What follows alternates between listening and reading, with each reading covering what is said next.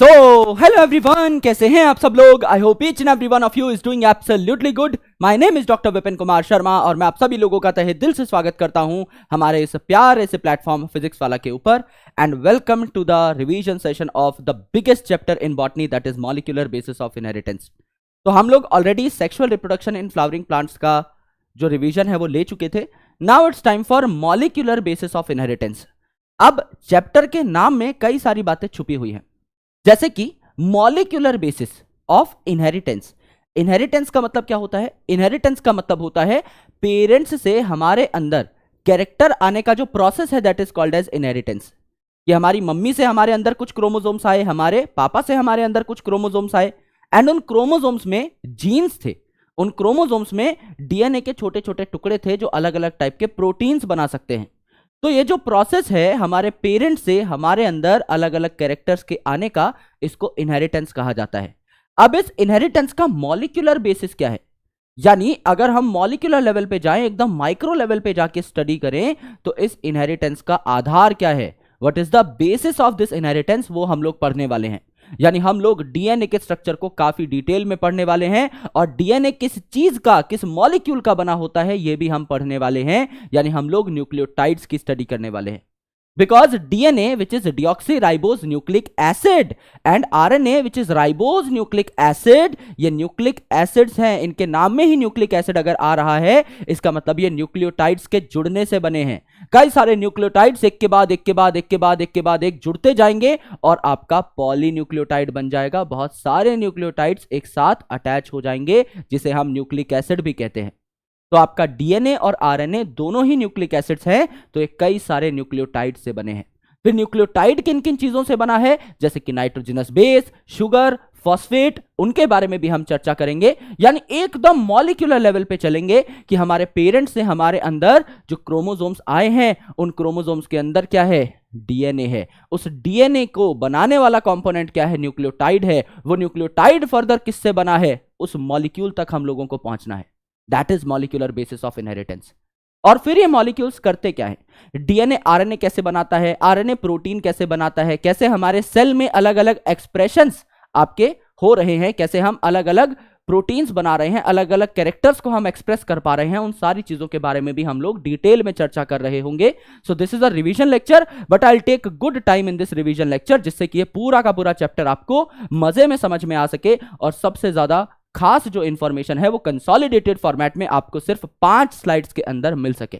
मैंने इसको और क्रिस्प कर दिया है पिछली बार से, जिससे कि आपको और ज्यादा मजा आ सके। So let's start our discussion on molecular basis of inheritance. दोस्तों, सबसे पहले अगर आप देखें यहां पर, तो मैंने बताया कि the molecule that controls inheritance is nucleic acid, और इस न्यूक्लिक एसिड को क्या कहते हैं, पॉलीन्यूक्लियोटाइड कहते हैं। न्यूक्लिक एसिड मतलब वहां कई सारे न्यूक्लियोटाइड एक के बाद एक जुड़े हुए हैं, कई सारे न्यूक्लियोटाइड जुड़े हुए हैं, तो इसे पॉलीन्यूक्लियोटाइड कह दिया जाता है। तो न्यूक्लिक एसिड को ही पॉलीन्यूक्लियोटाइड कहते हैं, यह बात आपको जाननी है।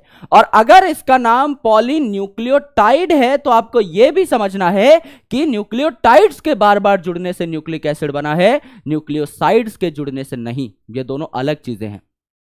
न्यूक्लियोटाइड आगे जुड़ जुड़ के पॉलीमर बनाता है, न्यूक्लियोसाइड पॉलीमर नहीं बना सकता, क्योंकि न्यूक्लियोसाइड में फॉस्फेट एब्सेंट होता है, जिसके बारे में हम चर्चा करेंगे।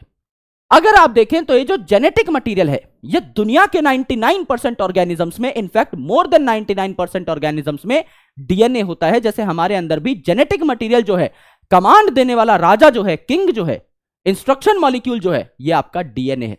डीएनए जो बोलता है वो आपका बन जाता है आगे चल के।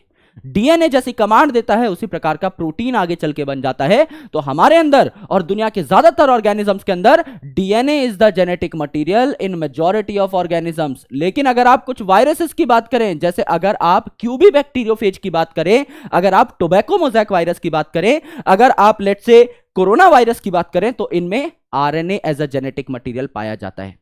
तो कुछ एक्सेप्शनल केसेस हैं जिनमें RNA behaves as a genetic material. Other than that दुनिया के सारे ऑर्गेनिजम्स में डीएनए जेनेटिक मटेरियल होता है। अगर आप यहां पर कुछ ऑर्गेनिजम्स का एग्जांपल लें और आप यह देखने की कोशिश करें कि इनमें कितने न्यूक्लियोटाइड्स पाए जा रहे हैं, तो you will get a better idea. Her organism के डीएनए में बराबर नंबर ऑफ न्यूक्लियोटाइड्स होते हैं। जैसे आप अगर ह्यूमन हो, मैं अगर ह्यूमन हूं, तो हमारे सेल्स सिमिलर होंगे। आपके सेल में जितना अमाउंट ऑफ डीएनए पाया जाएगा, मेरे सेल में भी उतना ही अमाउंट ऑफ डीएनए पाया जाएगा। अगर हम दो बैक्टीरिया को, दो इकोलाई को कंपेयर करें, तो वहां पर भी आपका एकदम बराबर नंबर ऑफ न्यूक्लियोटाइड्स पाए जा रहे होंगे। तो सेम स्पीसीज के जितने भी इंडिविजुअल्स होते हैं, उनके सेल्स में सेम अमाउंट ऑफ डीएनए पाया जाता है। डीएनए की लंबाई एकदम सेम होती है। इनके अंदर नंबर ऑफ नाइट्रोजनस बेसिस या डबल स्ट्रैंडेड डीएनए है, तो आप बेस पेयर भी काउंट कर सकते हो। भैया एक स्ट्रैंड में यहां पर बेसिस लगे हुए हैं ATGC, और यहां पर आपका दूसरा स्ट्रैंड है, इसमें भी कुछ बेसिस लगे होंगे, और ये दोनों स्ट्रैंड क्या कर लेते हैं, पेयर बना लेते हैं इस प्रकार से। ये आपका एक स्ट्रैंड है, ये आपका दूसरा स्ट्रैंड है। अब आपको पता है कि A जो है वो T के साथ बॉन्ड बनाता है और C जो है वो G के साथ बॉन्ड बनाता है।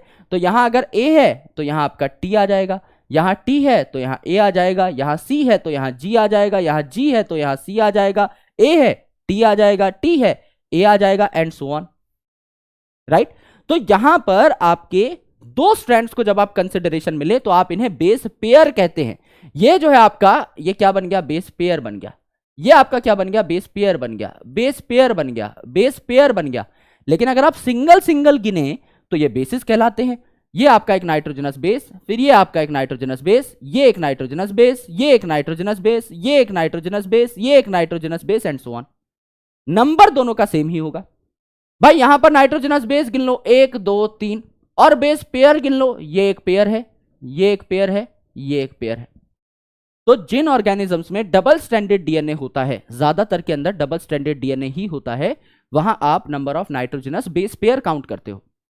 और कहीं अगर सिंगल स्ट्रैंड आपका पाया जा रहा है, there are some exceptional organisms जहां सिंगल स्ट्रैंडेड डीएनए पाया जा सकता है, वहां पर अगर आप देखें तो ultimately you can find the number of nitrogenous bases. Base pair नहीं आप काउंट करोगे, बेसिस काउंट कर लोगे या न्यूक्लियोटाइड्स काउंट कर लोगे। जैसे आपका यहां पर हो जाएगा 5174, अगर आप देखें तो यहां 5386 न्यूक्लियोटाइड पाए जाते हैं। सर याद कैसे करें, भाई यहां पर देख लो, सबसे पहले क्या नंबर आ रहा है, 14 है ना, तो 14 को प्लस कर दो 5 हो जाएगा, 4 में से 1 माइनस कर दो 3 हो जाएगा। फिर 17 आ रहा है, 17 को प्लस कर दो 8 हो जाएगा, 7 में से 1 माइनस कर दो 6 हो जाएगा। यानी क्वेश्चन में ही आंसर छुपा हुआ है।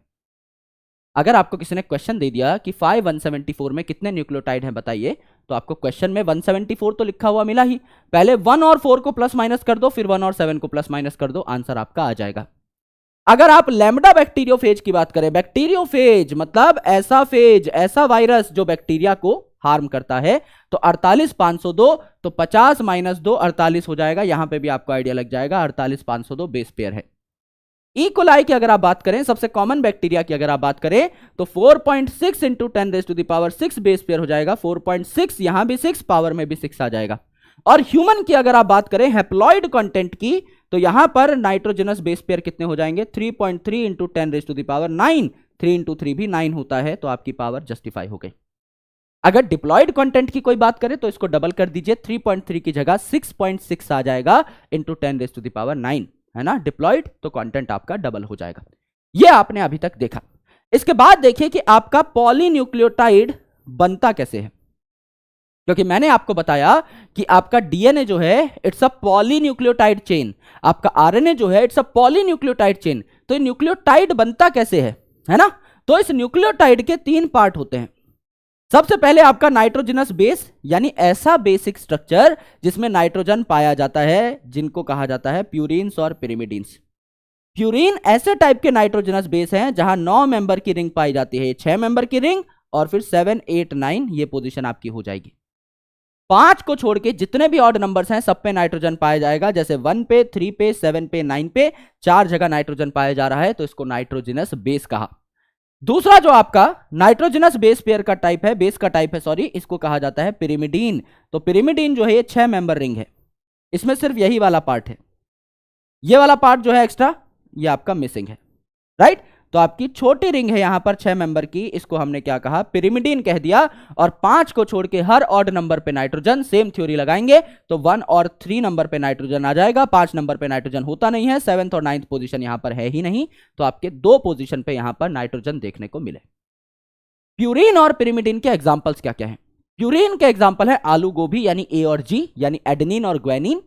और आपका पिरिमिडिन के एग्जांपल हैं CUT। अब आपके पास आलू गोभी है तो उसको कट कर दीजिए, यानी साइटोसिन, यूरेसिल और थाइमीन, ये आपके क्या हो जाएंगे यहां पर एग्जांपल हो जाएंगे पिरिमिडिन के। तो प्यूरिन AG और पिरिमिडिन CUT। अगर आप डीएनए में देखें तो क्या पाया जाता है ATGC, ATGC, यू नहीं पाया जाता डीएनए में, जबकि आरएनए में यू ही पाया जाता है। तो यहां पाया जाता है AUGC, T नहीं पाया जाता। तो कहीं आपको T लिखा हुआ दिख जाए इसका मतलब वो पक्का ही डीएनए है, और कहीं आपको U लिखा हुआ दिख जाए तो आप समझ जाइएगा पक्का ही आरएनए की बात हो रही है। तो डीएनए और आरएनए को आप इजीली क्या कर सकते हो, आइडेंटिफाई कर सकते हो, राइट। दूसरा कंपोनेंट है शुगर। ये जो शुगर है ये 5 कार्बन का शुगर होता है जिसको कहते हैं पेंटोज शुगर। पेंट मतलब 5, तो राइबोज शुगर है, ये भी आपका 5 कार्बन का शुगर है। राइबोज तो ये क्या बनाएगा, राइबोज न्यूक्लिक एसिड बनाएगा, आरएनए बनाएगा। और दूसरा जो शुगर है ये है डीऑक्सीराइबोज, ये आपका डीएनए बनाएगा, डीऑक्सीराइबोज न्यूक्लिक एसिड बनाएगा। तो डीऑक्सीराइबोज यानी डिलीट कर दिया आपने एक ऑक्सीजन, तो आपका एक ऑक्सीजन आपने डिलीट कर दिया।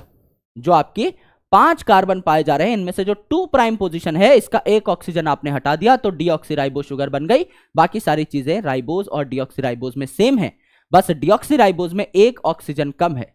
और आपको पता है कि ऑक्सीजन जो है ये बहुत ही रिएक्टिव एटम है, तो अगर डीऑक्सीराइबोज में ऑक्सीजन कम है इसका मतलब इसकी रिएक्टिविटी कम है, ये उछल कूद कम करेगा, यानी ये स्टेबल ज्यादा होगा। और राइबोज जिसमें एक ऑक्सीजन ज्यादा है, रिएक्टिव एलिमेंट ज्यादा है, ज्यादा उछल कूद करेगा, तो स्टेबिलिटी क्या हो जाएगी इसकी, कम हो जाएगी। तो that's why RNA is less stable and DNA is more stable.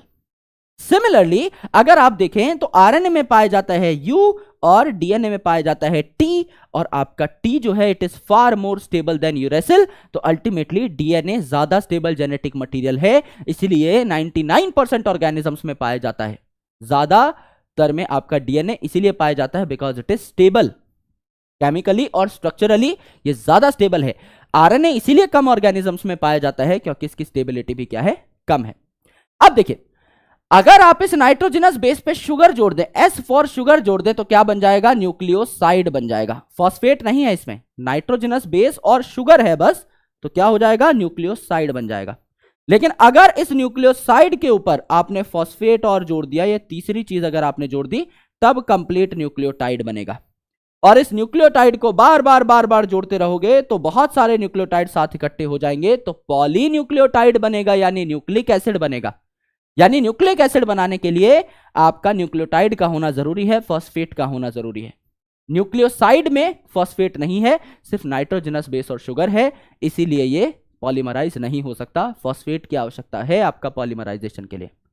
अब सबसे पहले डीएनए की खोज किन्होंने की, आपका फ्रेडरिक मिशर साहब हैं, जिन्होंने 1869 में डीएनए को खोजा और कहा कि भैया न्यूक्लियस में से ये स्ट्रक्चर पाया जा रहा है, तो इसका नाम मैं न्यूक्लिन दे देता हूं।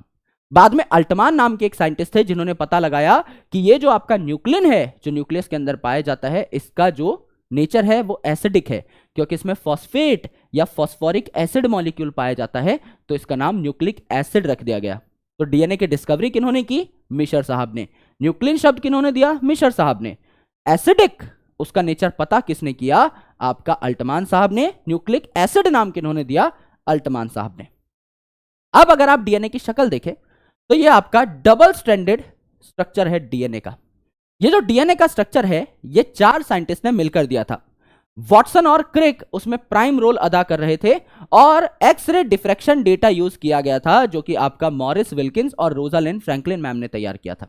तो 2 साइंटिस्ट थे जिन्होंने आपका डीएनए की काफी सारी एक्सरे डिफ्रैक्शन फोटोग्राफ्स ली, और उन फोटोग्राफ्स के बेसिस पे ये स्ट्रक्चर किन्होंने बनाया, आपके वॉटसन और क्रिक ने बनाया। तो इन चारों को जो है बहुत सम्मान दिया गया। रोजालिंड फ्रैंकलिन मैम की डेथ नोबेल प्राइज सेरेमनी से पहले हो गई थी, इसीलिए उनको नोबेल प्राइज नहीं मिला, बाकी तीनों को नोबेल प्राइज दिया गया, क्योंकि नोबेल प्राइज कभी भी पॉस्ट्यूमसली यानी किसी साइंटिस्ट की डेथ के बाद नहीं दिया जाता, लिविंग साइंटिस्ट को ही ये प्राइज मिलता है। करेक्ट। तो ये जो है यहां पर 2 स्ट्रैंड दिखाई दे रहे हैं, this is 1 strand, this is 2nd strand. एक स्ट्रैंड में यहां पर 5 प्राइम फॉस्फेट होगा, तो दूसरे में क्या हो जाएगा, 3 प्राइम OH ग्रुप हो जाएगा, यहां OH ग्रुप फ्री होगा। यहां पर आपका अगर 3 प्राइम OH है तो दूसरे कोने पे 5 प्राइम फॉस्फेट होगा, तो आप कहते हैं this is 5 prime to 3 prime strand. दूसरा इसका एकदम उल्टा होगा, अपोजिट दिशा में 5 प्राइम टू 3 प्राइम, उल्टी दिशा में, इसे कहा जाता है एंटी पैरेलल पोलैरिटी। एक स्ट्रैंड अगर ऐसे जा रहा है तो दूसरा ऐसे जाएगा, एक ऐसे जा रहा है तो दूसरा ऐसे जाएगा, ये 5 प्राइम टू 3 प्राइम तो ये 5 प्राइम टू 3 प्राइम, उल्टी दिशा में, एंटी पैरेलल, पैरेलल नहीं है, एंटी पैरेलल, डायरेक्शन अपोजिट है, राइट। और दो स्ट्रैंड्स हैं तो इसे डबल हेलिकल स्ट्रक्चर कहा जाता है। वॉटसन और क्रिक साहब ने स्ट्रक्चर दिया, किसके डेटा के बेसिस पे? आपका फ्रैंकलिन और विल्किंस के डेटा के बेसिस पे। अब ये जो डीएनए है, ये समझिए आपने कोई कपड़ा है उसको मरोड़ दिया है, तो जब आप एक टर्न दे रहे हैं, जब आपने एक टर्न मरोड़ दिया है, ये जो आपका एक पूरा का पूरा सर्कल बन रहा है, इसको हम कहते हैं पिच ऑफ द हेलिक्स। ये जो पूरी हेलिक्स है, ये जो हेलिकल स्ट्रक्चर है, इसकी पिच कहा जाता है इस 360 डिग्री टर्न को। तो ऐसा माना जाता है कि इस 360 डिग्री टर्न की जो लंबाई है ये 34 एंगस्ट्रॉम है, या नैनोमीटर में आप लिखेंगे तो 3.4 नैनोमीटर है, राइट। और इस एक पूरे के पूरे टर्न में 10 बेस पेयर पाए जाते हैं। यहां भी 10 नाइट्रोजनस बेसिस, यहां भी 10 नाइट्रोजनस बेसिस, तो 10 आपके पेयर बन गए, 10 बेस पेयर यहां पर पाए जा रहे हैं। तो अगर आपको पूछा जाए डिस्टेंस बिटवीन 2 बेस पेयर, तो क्या आप बता पाएंगे? आराम से बता पाएंगे सर। 2 बेस पेयर के बीच में कितना डिस्टेंस होगा? 34 एंगस्ट्रॉम डिवाइडेड बाय 10, या 3.4 नैनोमीटर डिवाइडेड बाय 10, तो क्या हो जाएगा? 3.4 एंगस्ट्रॉम या 0.34 नैनोमीटर। इस हिसाब से आप अपने सेल में पाए जाने वाले कंप्लीट डीएनए का साइज निकाल सकते हैं। अगर 2 नाइट्रोजनस बेस पेयर के बीच में जो गैप है ये 3.4 एंगस्ट्रॉम है, और अभी अभी मैंने आपको बताया था आपके हैप्लॉइड सेल में, यहां पर अगर आप देखें तो 3.3 इंटू 10⁻⁹ बेस पेयर है, तो डिप्लॉयड कंटेंट में कितना होगा? 6.6 इंटू 10⁻⁹। जब आप पूरे सेल की काउंटिंग कर रहे हो तो डिप्लॉयड कंटेंट ही लोगे, तो 6.6 इंटू 10⁻⁹ इंटू यहां पर हो जाएगा आपका 0.34 नैनोमीटर, यानी 0.34 इंटू 10⁻⁻⁹ मीटर। -9 से +9 कट जाएगा, 6.6 इंटू 0.34 हो जाएगा 2.2, यानी आंसर आ जाएगा 2.2 मीटर लंबा डीएनए पाया जाता है आपके हर डिप्लॉयड सेल के अंदर। हैप्लॉइड सेल की अगर आप बात करेंगे तो उसका आधा हो जाएगा, 1.1 मीटर आपका यहां पर डीएनए की लेंथ हो जाएगी आपके एक सेल के अंदर, एक हैप्लॉइड सेल के अंदर। ये जो डीएनए का स्ट्रैंड है ये राइट हैंडेड कॉइल्ड होता है इस प्रकार से, क्योंकि हेलिक्स है ना, स्प्रिंग जैसा है, तो ये राइट हैंड साइड में आपका क्या हो रहा होता है? हेलिक्स बना रहा होता है। राइट हैंडेड कॉइल्ड स्ट्रक्चर यहां पर देखने को मिलता है। जैसा मैंने आपको बताया, ए जो है टी के साथ डबल हाइड्रोजन बॉन्ड बनाएगा, सी जो है जी के साथ ट्रिपल हाइड्रोजन बॉन्ड बनाएगा। तो ए हमेशा टी के साथ बाइंड करता है, ए और टी का नंबर हमेशा सेम रहेगा डीएनए में, दोनों 2 हाइड्रोजन बॉन्ड्स के माध्यम से जुड़े होते हैं। सी और जी जो है ये हमेशा साथ रहेंगे, और 3 हाइड्रोजन बॉन्ड्स यहां पर आपको देखने को मिलते हैं।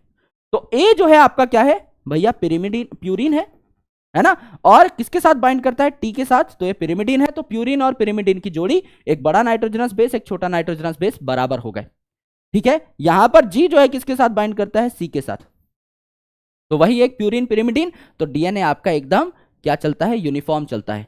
अगर 2 बड़े बड़े नाइट्रोजनस बेस साथ में बाइंड कर जाए, ए अगर जी के साथ बाइंड कर जाए तो दिक्कत हो जाएगी, डीएनए बीच में से चौड़ा हो जाएगा। दोनों ही आपकी जो नाइट्रोजनस बेसिस हैं बड़ी बड़ी हैं। और अगर 2 पिरिमिडिन साथ में बाइंड कर जाए तो डीएनए जो है सकड़ा हो जाएगा, क्योंकि अल्टीमेटली दोनों ही छोटी छोटी यहां पर रिंग्स देखने को मिल रही हैं। इसलिए हमेशा चाहिए हमें एक प्यूरिन एक पिरिमिडिन, एक प्यूरिन एक पिरिमिडिन, इस प्रकार से, जिससे कि डीएनए आपका बराबर रहे, इसका डायमीटर यूनिफॉर्म रहे। इसलिए प्यूरिन हमेशा पिरिमिडिन के साथ ही बाइंड करता है। आरएनए में अगर आप देखें, लेट से किसी केस में डबल स्ट्रैंडेड आरएनए बन गया, तो ए जो है ये यूजुअली टी के साथ बाइंड करता है। अब आरएनए में टी तो होता नहीं है, डीएनए में होता है, तो ए यहां पर इस केस में किससे बाइंड कर लेगा? यू से बाइंड कर लेगा। तो जी और सी वाली कॉम्बिनेशन आपकी एकदम सेम रही, और आपकी ए किसके साथ बाइंड कर लेगी? यहां पर यू के साथ बाइंड कर लेगी। ये चीज आपको नई देखने को मिलती है। अब अगर आप देखें तो मैंने आपको बताया एक डिप्लॉयड सेल में 2.2 मीटर्स लंबा डीएनए है, और सेल होता है बहुत छोटा सा, राइट। तो इतने छोटे से सेल में इतना सारा डीएनए ठूस ठूस के कैसे भरा हुआ है? Let's figure out that. तो पैकेजिंग ऑफ डीएनए हेलिक्स के बारे में चर्चा कर लेते हैं। तो इतना लंबा डीएनए इतने छोटे से सेल में कैसे ठूस ठूस के भरा गया, उसे हम पैकेजिंग कहते हैं। तो there are a lot of proteins which helps in this packaging, जिन्हें हिस्टोन प्रोटीन्स कहा जाता है। तो हिस्टोन जो है ये कैसे होते हैं? आपके बेसिक अमीनो एसिड कैरी करने वाले प्रोटीन होते हैं। क्योंकि अगर आप देखें तो डीएनए कैसा है? एसिडिक है, क्योंकि उसमें फॉस्फोरिक एसिड, फॉस्फेट है। तो फॉस्फोरिक एसिड के साथ कौन बॉन्ड बनाएगा? बेस बॉन्ड बनाएगा। एसिड बेस की जोड़ी बढ़िया रहती है। और अगर आप डीएनए को देखें तो डीएनए में है फॉस्फेट PO4 3 नेगेटिव, तो ये नेगेटिवली चार्ज होता है डीएनए ओवरऑल इस फॉस्फेट की वजह से। तो इस पे क्या करके बाइंड करेगा? पॉजिटिवली चार्ज प्रोटीन आकर के बाइंड करेगा ना। नेगेटिव और पॉजिटिव की जोड़ी बढ़िया रहती है, दोनों अट्रैक्ट करते हैं। तो ये जो आपका बेसिक अमीनो एसिड है, लाइसिन और आर्जिनिन रिच अमीनो एसिड्स यहां पर पाए जा रहे हैं, तो आपका ये पॉजिटिव होते हैं ओवरऑल, क्योंकि ये अगर बेसिक है, right, if they are basic, तो अल्टीमेटली ये प्रोटोनेटेड स्टेज में पाए जाएंगे। एक एसिड जो है वो प्रोटॉन डोनेट करता है, तो अगर COOH पाया जा रहा है कहीं पे, तो वो अपने प्रोटॉन को डोनेट कर देगा और बन जाएगा COO नेगेटिव। लेकिन अगर NH2 पाया जा रहा है अमीनो एसिड में, अमीनो ग्रुप पाया जा रहा है NH2, तो वो प्रोटॉन एक्सेप्ट करके बन जाएगा NH3 पॉजिटिव। तो यहां पर तो भैया ये बेसिक अमीनो एसिड है ना, तो प्रोटॉन को लेना चाहेंगे, प्रोटॉन ले लेकर कैसे हो जाएंगे? पॉजिटिव हो जाएंगे। तो इनमें सबसे इंपॉर्टेंट अमीनो एसिड कौन से पाए जाते हैं? लाइसिन और आर्जिनिन, जो बेसिक होते हैं, जो पॉजिटिव होते हैं। अब ये पॉजिटिव अमीनो एसिड हैं, तो जाहिर सी बात है नेगेटिवली चार्ज डीएनए के साथ ये क्या कर लेंगे? बाइंड हो जाएंगे, राइट। तो यहां पर आपके कई सारे प्रोटीन्स, हिस्टोन प्रोटीन्स अवेलेबल होते हैं, जैसे H2A इसके 2 यूनिट, H2B इसकी 2 यूनिट, H3 इसकी 2 यूनिट, H4 इसकी 2 यूनिट। तो 2-2 यूनिट आपके 4 प्रोटीन्स की हैं, H2A, H2B, H3, H4, 2-2 unit चारों की हो गई, तो टोटल यूनिट कितनी हुई? 8। 8 का मतलब ऑक्टा। तो यहां पर एक गोल मटोल स्ट्रक्चर बन जाता है, जिसको क्या कहते हैं? ऑक्टामर। इसको कहते हैं हिस्टोन ऑक्टामर। कि 4 अलग अलग हिस्टोन की 8 यूनिट्स हैं यहां पर 2-2 करके, तो इसे ऑक्टामर कहा जाता है, राइट। तो हिस्टोन ऑक्टामर बन गया। अब यह हिस्टोन ऑक्टामर जो है ये आपका बेसिक अमीनो एसिड से मिलकर बना है, तो डीएनए को ये अट्रैक्ट करेगा, तो 200 बेस पेयर लंबा डीएनए जो है एक ऑक्टामर के अराउंड लिपट जाता है। ये जो आपका ऑक्टामर है इसके अराउंड 200 बेस पेयर का डीएनए जो है वो लिपट जाता है।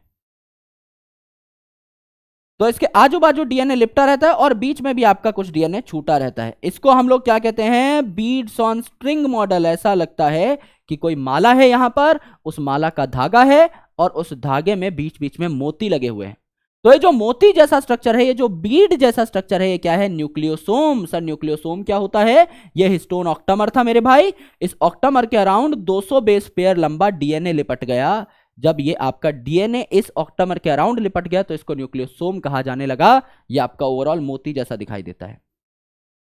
तो ये न्यूक्लियोसोम है मोती, और बीच का जो डीएनए बचा हुआ है, जो धागा दिख रहा है, थ्रेड जो दिख रहा है, ये है क्रोमेटिन। यानी ये आपका लगभग डीएनए यहां पर हो गया। तो अगर आपको डीएनए को पैक करना शुरू करना है तो उस टाइम पर histone will give a very big help.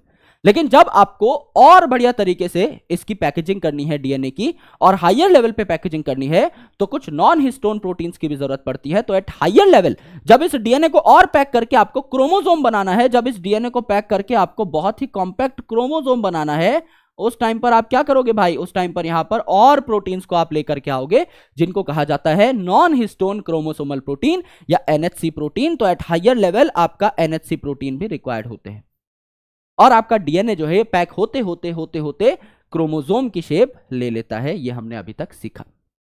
अब हमें यह कैसे पता लगा कि डीएनए ही जेनेटिक मटेरियल है, आपका प्रोटीन जेनेटिक मटेरियल नहीं है, या आरएनए ज्यादातर ऑर्गेनिजम्स में जेनेटिक मटेरियल नहीं है? हमको ये बात पता कैसे लगी? How we identified and how we claimed that DNA is the genetic material? उसके लिए कुछ एक्सपेरिमेंट्स किए गए, वो एक्सपेरिमेंट्स मैं आपके साथ शेयर कर देता हूं। तो सबसे पहला जो एक्सपेरिमेंट था, यह था ग्रिफिथ साहब का transformation principal experiment.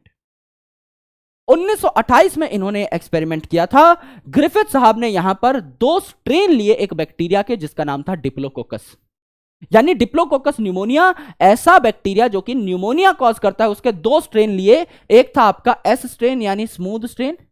Smooth strain मतलब इसके ऊपर एक पॉलीसैकेराइड का कोट था, एक आपका क्या था? शुगर का कोट था, जो इसको प्रोटेक्ट कर रहा था। अगर कोई बैक्टीरिया जिसके ऊपर अच्छा खासा कोट है, जो उसको प्रोटेक्ट करता है, वो हमारे शरीर में आएगा, तो हमारा इम्यून सिस्टम उस बैक्टीरिया से लड़ने की कोशिश करेगा। लेकिन वो कोट पहन के आया है, तो there are very good chances कि वो बैक्टीरिया बच जाए और आपकी बॉडी में न्यूमोनिया कॉज कर दे। तो ये जो S स्ट्रेन था, ये वायरुलेंट था, ये प्रोटेक्टेड था, तो ये आपकी बॉडी में न्यूमोनिया कॉज कर सकता है। जबकि R स्ट्रेन ये रफ था, R फॉर रफ, इसके ऊपर कोई कोट नहीं था, तो ये प्रोटेक्टेड नहीं है, हमारी बॉडी के इम्यून सेल्स आते हैं, इसकी गर्दन पकड़ लेते हैं, हाँ भाई कहां जा रहा है, और इसको धून देते हैं। तो ये हमारी बॉडी में न्यूमोनिया कॉज नहीं कर पाता, that's why it is non virulent. ये वायरुलेंट नहीं था, खतरनाक नहीं था, राइट। तो आपके ग्रिफिथ साहब ने यहां पर किनका इस्तेमाल किया, चूहों का इस्तेमाल किया। तो जब इन्होंने एस स्ट्रेन का बैक्टीरिया डाला चूहे में, तो एस होता है खतरनाक, तो चूहा मर जाना चाहिए था, मर गया, न्यूमोनिया हो गया बेचारे को। आपका आर स्ट्रेन का जब बैक्टीरिया डाला तो यह है सेफ, तो चूहा बच जाना चाहिए था, चूहा बच गया, यह बात भी सही है। अब आपके ग्रिफिथ साहब ने क्या किया, हीट किल कर दिया एस स्ट्रेन को, यानी एस स्ट्रेन की जान निकाल दी, अब उसमें आपका बीमारी कॉज करने की क्षमता नहीं है, तो हीट किल कर दिया अगर एस स्ट्रेन को और माइस में डाला, तो माइस बीमार नहीं होनी चाहिए थी, बचनी चाहिए थी, बच गई। लेकिन चौथे केस में ऐसी चीज मिली ग्रिफिथ साहब को देखने के लिए जिन्होंने उसे चौंका दिया, जैसे कि heat killed S strain bacteria. अब heat killed S strain bacteria तो माइस को मार नहीं रहा था, तो ये सेफ है, हीट किल कर दिया क्योंकि एस स्ट्रेन बैक्टीरिया को। और आर स्ट्रेन ये भी बैक्टीरिया को नहीं मार, ये भी नहीं मार रहा था माइस को, तो ये भी माइस को नहीं मार रहा था, यानी दोनों की दोनों सेफ चीजें मिलाई आपने। आर स्ट्रेन भी माइस को नहीं मारता और हीट किल्ड एस स्ट्रेन भी माइस को नहीं मारता, लेकिन जब इनको मिला करके डाला गया माइस के अंदर तो माइस मर गई। और उससे भी खतरनाक बात कि जब ग्रिफिथ साहब ने इस चूहे के हार्ट सेल्स को देखा तो पता लगा कि भैया यहां पर जिंदा एस स्ट्रेन पाए जा रहे हैं। भाई एस स्ट्रेन तो हीट किल हो गया था, तो ये कैसे पाया जा रहा है? तो ग्रिफिथ साहब ने ऐसा कहा कि बैक्टीरिया जो है इसने ट्रांसफॉर्मेशन दिखाई है। ये जो हीट किल्ड एस स्ट्रेन था, इसने कोई ना कोई मटेरियल भेजा आर स्ट्रेन के पास। कौन सा मटेरियल था ये नहीं बताया, इन्होंने बताया कि इस एस स्ट्रेन ने, हीट किल्ड एस स्ट्रेन ने कोई ना कोई मटेरियल भेजा आर स्ट्रेन के पास, और अब आर स्ट्रेन में एच स्ट्रेन का मटेरियल चला गया, तो आर स्ट्रेन एस स्ट्रेन की तरह ही बिहेव करेगा, क्योंकि DNA is the genetic material. तो अगर मुझ में एस स्ट्रेन का मटेरियल है तो मैं एस स्ट्रेन की तरह बिहेव करूंगा, पॉलीसैकेराइड कोट अपने अराउंड बना लूंगा, तो इसीलिए आर स्ट्रेन ट्रांसफॉर्म हो गया इनटू एस स्ट्रेन, इसीलिए इसको कहा गया आपका transformation principle. R strain transform हो गया किसमें, एस स्ट्रेन में। तो यहां से पहली बात हमें पता लगती है कि आपका हीट किल्ड एस स्ट्रेन जो था, बैक्टीरिया मर चुका है लेकिन उसके अंदर का डीएनए अभी भी आपका सेफ है, यानी डीएनए बहुत स्टेबल मॉलिक्यूल है, इसीलिए ज्यादातर ऑर्गेनिजम्स में DNA is the genetic material. और जब ये डीएनए एक सेल जब इसको मिल जाता है, अच्छा खासा हेल्दी आर स्ट्रेन का सेल जब इसको मिल जाता है, तो डीएनए उस सेल के अंदर घुस के उस सेल को एस स्ट्रेन में कन्वर्ट कर देता है, तो यहां पे ट्रांसफॉर्मेशन हो जाती है। लेकिन जैसा मैंने कहा कि ग्रिफिथ साहब ये नहीं बता पाए कि किस मॉलिक्यूल की वजह से ट्रांसफॉर्मेशन हुई, तो यहां पे उनके 3 चेले आए, एवरी, मैक्लियोड और मैककार्टी।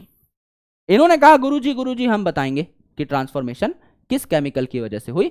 तो इन्होंने बताया डीएनए की वजह से ट्रांसफॉर्मेशन हुई, आरएनए और प्रोटीन की वजह से नहीं, यानी DNA is the genetic material. कैसे बताया इन्होंने कहा कि ये आपका एक हीट किल्ड एस स्ट्रेन है, ये आपका आर स्ट्रेन है। हम क्या करेंगे, अलग अलग केमिकल्स डाल के देखेंगे और ये पता लगाएंगे कि ट्रांसफॉर्मेशन किससे हो रही है। तो इन्होंने जब प्रोटीन डाला तो देखा ट्रांसफॉर्मेशन नहीं हुई, आरएनए डाला ट्रांसफॉर्मेशन नहीं हुई, डीएनए डाला ट्रांसफॉर्मेशन हो गई, यानी ट्रांसफॉर्मेशन के लिए डीएनए रिस्पॉन्सिबल था, है ना। ऑल्टरनेटिव फिलॉसफी भी यहां पे आप अप्लाई कर सकते हो, जैसे कि जब आपके डीएनए को इस सेल में जाने से रोक लिया, अगर लेट्स से प्रोटीन को इस सेल में जाने से रोक लिया, तो ट्रांसफॉर्मेशन पे कोई असर नहीं पड़ा, क्योंकि डीएनए आरएनए चले गए। प्रोटीन ट्रांसफॉर्मेशन करा ही नहीं रहा था, तो उसको चाहे रोक लो। सिमिलरली आरएनए को जब इस सेल में जाने से रोक लिया तो भी ट्रांसफॉर्मेशन पे कोई असर नहीं पड़ा, क्योंकि आरएनए ट्रांसफॉर्मेशन करता ही नहीं है। लेकिन जब डीएनए को इस सेल में जाने से रोक लिया, आर स्ट्रेन में जाने से रोक लिया, तो ये ट्रांसफॉर्म नहीं हो पाया। मतलब डीएनए को जब रोका तो ट्रांसफॉर्मेशन रुकी, यानी डीएनए कॉजेस ट्रांसफॉर्मेशन, ऐसा यहां पर कहा गया। पर कुछ साइंटिस्ट अभी भी कन्विंस्ड नहीं थे, इसीलिए फाइनल अनइक्विवोकल प्रूफ जो आया वो हर्शी एंड चेज साहब ने दिया। इन्होंने क्या किया, इन्होंने आपके बैक्टीरियोफेजेस लिए, यानी ऐसे वायरस जो बैक्टीरिया को हार्म करते हैं। तो ये जो बैक्टीरियोफेजेस थे, इसमें इन्होंने क्या किया, एक बैक्टीरिया में जो प्रोटीन कोट है इसको रेडियो एक्टिव सल्फर से टैग कर दिया, क्योंकि भैया प्रोटीन जो होती है ये किसकी बनती है, अमीनो एसिड्स की, और अमीनो एसिड्स जो हैं उनमें 2 ऐसे अमीनो एसिड हैं जिनमें सल्फर पाया जाता है, आपका सिस्टीन और मिथायोनिन। तो यहां पर हर्शी एंड चेज ने क्या किया, इस बैक्टीरियोफेज के प्रोटीन पे रेडियो एक्टिव सल्फर डाल दिया, क्योंकि सल्फर सिर्फ प्रोटीन में ही होता है, डीएनए यहां नॉर्मल है। दूसरा, इन्होंने सेम बैक्टीरियोफेज लिया और उसमें क्या कर दिया, डीएनए को रेडियो एक्टिव लेबल कर दिया। क्योंकि डीएनए में क्या होता है, it's formed up of nucleotide, तो इसमें नाइट्रोजनस बेस है, शुगर है और फॉस्फेट है। फॉस्फेट सिर्फ इसी में पाया जाता है, प्रोटीन में नहीं। सल्फर सिर्फ प्रोटीन में ही पाया जाता है, फॉस्फेट में नहीं। तो यहां पर डीएनए को रेडियो एक्टिव फॉस्फोरस से P32 से टैग कर दिया और इन दोनों को अलग अलग बैक्टीरिया पे छोड़ दिया। जब इन्होंने पहले वायरस को देखा तो इन्हें पता लगा कि जो बैक्टीरिया है उसके अंदर कोई रेडियो एक्टिव कंटेंट नहीं गया, यानी ये जो रेडियो एक्टिव प्रोटीन था ये बैक्टीरिया के बाहर ही पड़ा रह जाता है, सिर्फ डीएनए अंदर जाता है। तो इन्होंने देखा कि जो रेडियो एक्टिव पार्ट है वो तो बैक्टीरिया के बाहर पड़ा हुआ है, बैक्टीरिया के अंदर नहीं गया, यानी प्रोटीन बैक्टीरिया के अंदर जाता ही नहीं है, तो protein is not the genetic material. और यहां पे इन्होंने देखा कि ये जो रेडियो एक्टिव डीएनए है ये बैक्टीरिया के अंदर पाया गया, यानी डीएनए बैक्टीरिया के अंदर जाता है, यानी DNA is the genetic material. तो सिंपल सी बात है, यहां से ये भी प्रूफ हो गया कि प्रोटीन बैक्टीरिया के अंदर नहीं जाता, it's not the genetic material. और ये भी प्रूफ हो गया कि डीएनए बैक्टीरिया के अंदर जाता है, it is the genetic material. यहां से एकदम हर साइंटिस्ट ने मान लिया कि डीएनए जेनेटिक मटेरियल है, प्रोटीन जेनेटिक मटेरियल नहीं है। सिंपल। अब यहां पर अगर हम देखें तो जेनेटिक मटेरियल की कुछ प्रॉपर्टीज होती हैं। अगर कोई भी मॉलिक्यूल इन प्रॉपर्टीज को फॉलो करता है तो उसको जेनेटिक मटेरियल बोला जाएगा। जैसे कि it should be able to replicate itself, replicate या अपनी कॉपी बना पाए। डीएनए भी अपनी कॉपी बना सकता है, आरएनए भी, तो दोनों जेनेटिक मटेरियल हो सकते हैं। डीएनए और आरएनए जो है इनमें स्टेबिलिटी कैसी है, RNA is very less stable and DNA is more stable. दोनों जेनेटिक मटेरियल हैं, लेकिन आरएनए बहुत कम जीवों के अंदर जेनेटिक मटेरियल है, डीएनए अधिकतर सब ऑर्गेनिजम्स के अंदर जेनेटिक मटेरियल है बिकॉज ऑफ द स्टेबिलिटी। वो पॉइंट सबसे इंपॉर्टेंट है, point number 2। Point number 3, show slow mutation, धीरे धीरे इसमें चेंजेस आए। अब डीएनए जो है वो इतना स्टेबल है कि उसमें म्यूटेशन सच में ही स्लो आती हैं, लेकिन आरएनए अगर आप देखोगे तो वो अनस्टेबल है, तो उसमें बहुत जल्दी जल्दी म्यूटेशन आती हैं। चौथा, एक्सप्रेस इटसेल्फ। एक्सप्रेस इटसेल्फ मतलब प्रोटीन बनाए। तो डीएनए जो है पहले आरएनए बनाता है फिर प्रोटीन बनाता है, आरएनए सीधा ही प्रोटीन बना सकता है। तो दोनों ही अपने आप को एक्सप्रेस कर सकते हैं, दोनों ही अपने आप को प्रोटीन बनाने के लिए एकदम तैयार कर सकते हैं। तो ultimately both are genetic material. लेकिन स्टेबिलिटी की अगर आप बात देखें, स्लो म्यूटेशंस की अगर आप बात देखें, तो आरएनए जो है बहुत कम लोगों के अंदर जेनेटिक मटेरियल है, बहुत कम ऑर्गेनिजम्स के अंदर जेनेटिक मटेरियल है। DNA is genetic material in almost all the organisms, right. अब भैया वॉटसन एंड क्रिक जिन्होंने डीएनए का स्ट्रक्चर दिया था, उनमें से जो क्रिक साहब थे, सी फॉर क्रिक साहब, इन्होंने सी फॉर सेंट्रल डॉगमा की स्कीम दी। क्या है सेंट्रल डॉगमा की स्कीम? डीएनए जब अपनी कॉपी बनाए इसको कहते हैं रेप्लिका बनाना यानी रेप्लिकेशन। डीएनए जब आरएनए बना ले तो इसको कहते हैं ट्रांसक्रिप्शन, और आरएनए जब प्रोटीन बना ले तो इसको कहते हैं ट्रांसलेशन। ये तीनों के तीनों स्टेप्स वन बाय वन हम लोगों को अभी पढ़ने हैं। तो हम शुरू करते हैं विद द रेप्लिकेशन। नाम से ही पता लग रहा है रेप्लिका बनाना यानी कॉपी बनाना, यानी डीएनए यहां पर अपनी कॉपी बनाएगा। तो सबसे पहली जो इंपॉर्टेंट बात है वो ये है कि DNA replication is semi conservative in nature. Semi मतलब आधा, जैसे सेमी सर्कल मतलब आधा सर्कल, सेमी मतलब हाफ यानी 50%, कंजर्वेटिव कंजर्व होना, तो 50% डीएनए आपका कंजर्व होता है और 50% डीएनए नया बनता है। यानी कि अगर डीएनए में 2 स्ट्रैंड है और इसको 2 डॉटर सेल्स बनाने हैं, तो ये दोनों के दोनों स्ट्रैंड सेपरेट हो जाएंगे, दोनों टेम्पलेट की तरह बिहेव करेंगे, यानी दोनों पे ही रेप्लिकेशन शुरू होगी। तो दोनों डीएनए के स्ट्रैंड सेपरेट हो गए, तो 50% डीएनए यहां, 50% यहां, 50% यहां नया वाला स्ट्रैंड बनेगा, 50% यहां नया वाला स्ट्रैंड बनेगा। तो यहां भी 2 स्ट्रैंड, एक नया स्ट्रैंड एक पुराना, यहां भी 2 स्ट्रैंड, एक नया स्ट्रैंड एक पुराना। तो यहां पे 50% नया कंटेंट बना, 50% पुराना रहा, 50% नया कंटेंट बना, 50% पुराना रहा। It is semi conservative in nature. Prove कैसे किया कि डीएनए रेप्लिकेशन सेमी कंजर्वेटिव है? तो आपके बैक्टीरिया में ये प्रूव किया मेसेल्सन एंड स्टाल नाम के साइंटिस्ट ने हैवी नाइट्रोजन को यूज करके। Heavy nitrogen, radio active nitrogen नहीं। N14 होता है, एक एटॉमिक मास उसका हैवी लिया है, N15 लिया है। तो इन्होंने क्या किया, बैक्टीरिया को, ई कोलाई को खाने के लिए सिर्फ और सिर्फ हैवी नाइट्रोजन दिया कई जनरेशन तक, कि भाई जब तक तुम्हारी बॉडी का एक एक नाइट्रोजन जो आप नया ले रहे हो वो हैवी नाइट्रोजन ना हो जाए तब तक खाओ दबा के। कई जनरेशन तक हैवी नाइट्रोजन दिया, हैवी नाइट्रोजन दिया, हैवी नाइट्रोजन दिया, हैवी नाइट्रोजन दिया। अब ऐसे बच्चे बनने लगे, ऐसे बैक्टीरिया बनने लगे जिनमें सारे के सारे नाइट्रोजन ही N15 हो गए, नॉर्मल N14 वाले नहीं, N15। तो इन्होंने दोनों के दोनों स्ट्रैंड N15 बना लिए। अब ऐसा बैक्टीरिया है जिसके दोनों के दोनों स्ट्रैंड N15 हो गए, तो इसकी डेंसिटी बहुत हैवी है, नीचे की साइड ये खिंचा चला आ रहा है।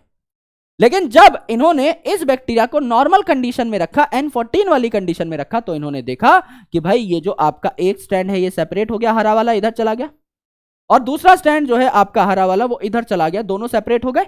और इसने नया N14 वाला स्टैंड बनाया, इसने नया N14 वाला स्टैंड बनाया, तो यहां N14 N15 N14 N15 14 15 medium density आनी चाहिए, 14 15 मीडियम डेंसिटी आई। ये बात प्रूफ हो गई कि एक स्टैंड नया बना है और एक स्टैंड आपका पुराना वाला ही है। ऐसा नहीं है कि दोनों के दोनों स्टैंड जो है N15 यहां चले गए और दो नए बन गए N14, ऐसा नहीं हुआ। दोनों के इंटरमीडिएट डेंसिटी देखने को मिली, यानी N14 N15 ही बने हैं। अब यहां पर एक व्हाइट स्टैंड है, एक ग्रीन स्टैंड है, तो ये दोनों सेपरेट हुए। अगली बार भी ये आपका ग्रीन स्टैंड, ये आपका व्हाइट स्टैंड, आसपास सिर्फ N14 अवेलेबल है, तो आपका N14 N14। यहां पर भी आपका हरा वाला और सफेद वाला सेपरेट हुए, सफेद वाला और हरा वाला सेपरेट हुए, आसपास N14 है, तो दोनों स्टैंड नए N14 के बने। तो यहां पे दो आपके बने एकदम सफेद सफेद N14 N14 जिनकी डेंसिटी होगी कम, और दो आपके बने 14 15 14 15 हरा सफेद, तो इनकी डेंसिटी इंटरमीडिएट होगी। ये डेंसिटी से पता लगा एग्जैक्टली कि हम जो सोच रहे हैं उसी प्रकार का पैटर्न आ रहा है। डेंसिटी ने ये चीज कंफर्म कर दी कि आपका नए स्टैंड जो है अगर N14 वाले बनेंगे तो यहां एक हरा एक सफेद स्टैंड, एक हरा एक सफेद स्टैंड, फिर ये फर्दर सेपरेट हो जाएंगे, तो एक हरा एक सफेद, यहां दोनों सफेद, यहां दोनों सफेद, यहां एक हरा एक सफेद, एकदम आपको बराबर ही यहां पर डेंसिटी मिली जैसी हमारी एक्सपेक्टेशन थी। तो ये बात प्रूफ हो गई कि DNA replication is semi conservative. ये बात मेसेल्सन एंड स्टाल ने प्रूव करी बैक्टीरिया के अंदर, ई कोलाई के अंदर। अगर आप बात करें यूकैरियोट्स के अंदर, तो फाबा बीन्स में यानी वीसिया फाबा नाम के प्लांट में यही एक्सपेरिमेंट किया था टेलर और उनके साथियों ने, और यहां पर रेडियो एक्टिव थाइमिडीन का इस्तेमाल किया गया था। रेडियो एक्टिव थाइमिडीन का इस्तेमाल किया गया था, उसको ट्रैक करके पता लगाया कि हाँ भाई DNA replication is semi conservative in nature. अब हम रेप्लिकेशन की मैकेनिज्म के ऊपर चलते हैं। ये है आपके दो स्ट्रैंड ऑफ डीएनए। वही आपका पहला स्ट्रैंड अगर 5 प्राइम टू 3 प्राइम है, तो दूसरा उल्टी दिशा में 5 प्राइम टू 3 प्राइम आपका हो जाएगा, करेक्ट। यहां पर अगर आप देखें तो मेन जो एंजाइम है, आपको डीएनए की रेप्लिकेशन करनी है, तो डीएनए से डीएनए बनाने वाला एंजाइम क्या होगा? DNA dependent DNA polymerase. DNA को ही पढ़ के, इन दोनों स्ट्रैंड्स को पढ़ के हम और दो स्ट्रैंड्स बना रहे हैं। तो DNA dependent DNA polymerase, DNA से डीएनए बनाने वाला। जब हम अगले स्टेप में डीएनए से आरएनए बनाएंगे, तो एंजाइम कौन सा लग जाएगा? डीएनए डिपेंडेंट आरएनए पॉलीमरेज, यानी डीएनए पे डिपेंड होके आरएनए बनाने वाला, डीएनए से आरएनए बनाने वाला। तो यहां डीएनए से डीएनए बन रहा है, डीएनए की कॉपीज बन रही हैं, तो इसको कहा डीएनए डिपेंडेंट डीएनए पॉलीमरेज या सिंपली डीएनए पॉलीमरेज। अगले स्टेप में हम देखेंगे डीएनए से आरएनए बनाने वाला आरएनए पॉलीमरेज या सिंपली आरएनए पॉलीमरेज उसको बोल देंगे। तो ये हमेशा 5 प्राइम टू 3 प्राइम डायरेक्शन में ही डीएनए बनाता है। अगर यहां पर 5 प्राइम टू 3 प्राइम है ये स्ट्रैंड, तो इसका कॉम्प्लीमेंट्री स्ट्रैंड ऐसे बनेगा 5 प्राइम टू 3 प्राइम। अगर यहां पे 5 प्राइम टू 3 प्राइम ऐसे है, तो इसका कॉम्प्लीमेंट्री 5 प्राइम टू 3 प्राइम इस साइड बनाएगा, राइट। तो यहां पर उल्टी दिशाओं में ही आपका क्या बनेगा? डीएनए बनेगा। 5 प्राइम टू 3 प्राइम दिशा में ही हमेशा नया डीएनए बनता है।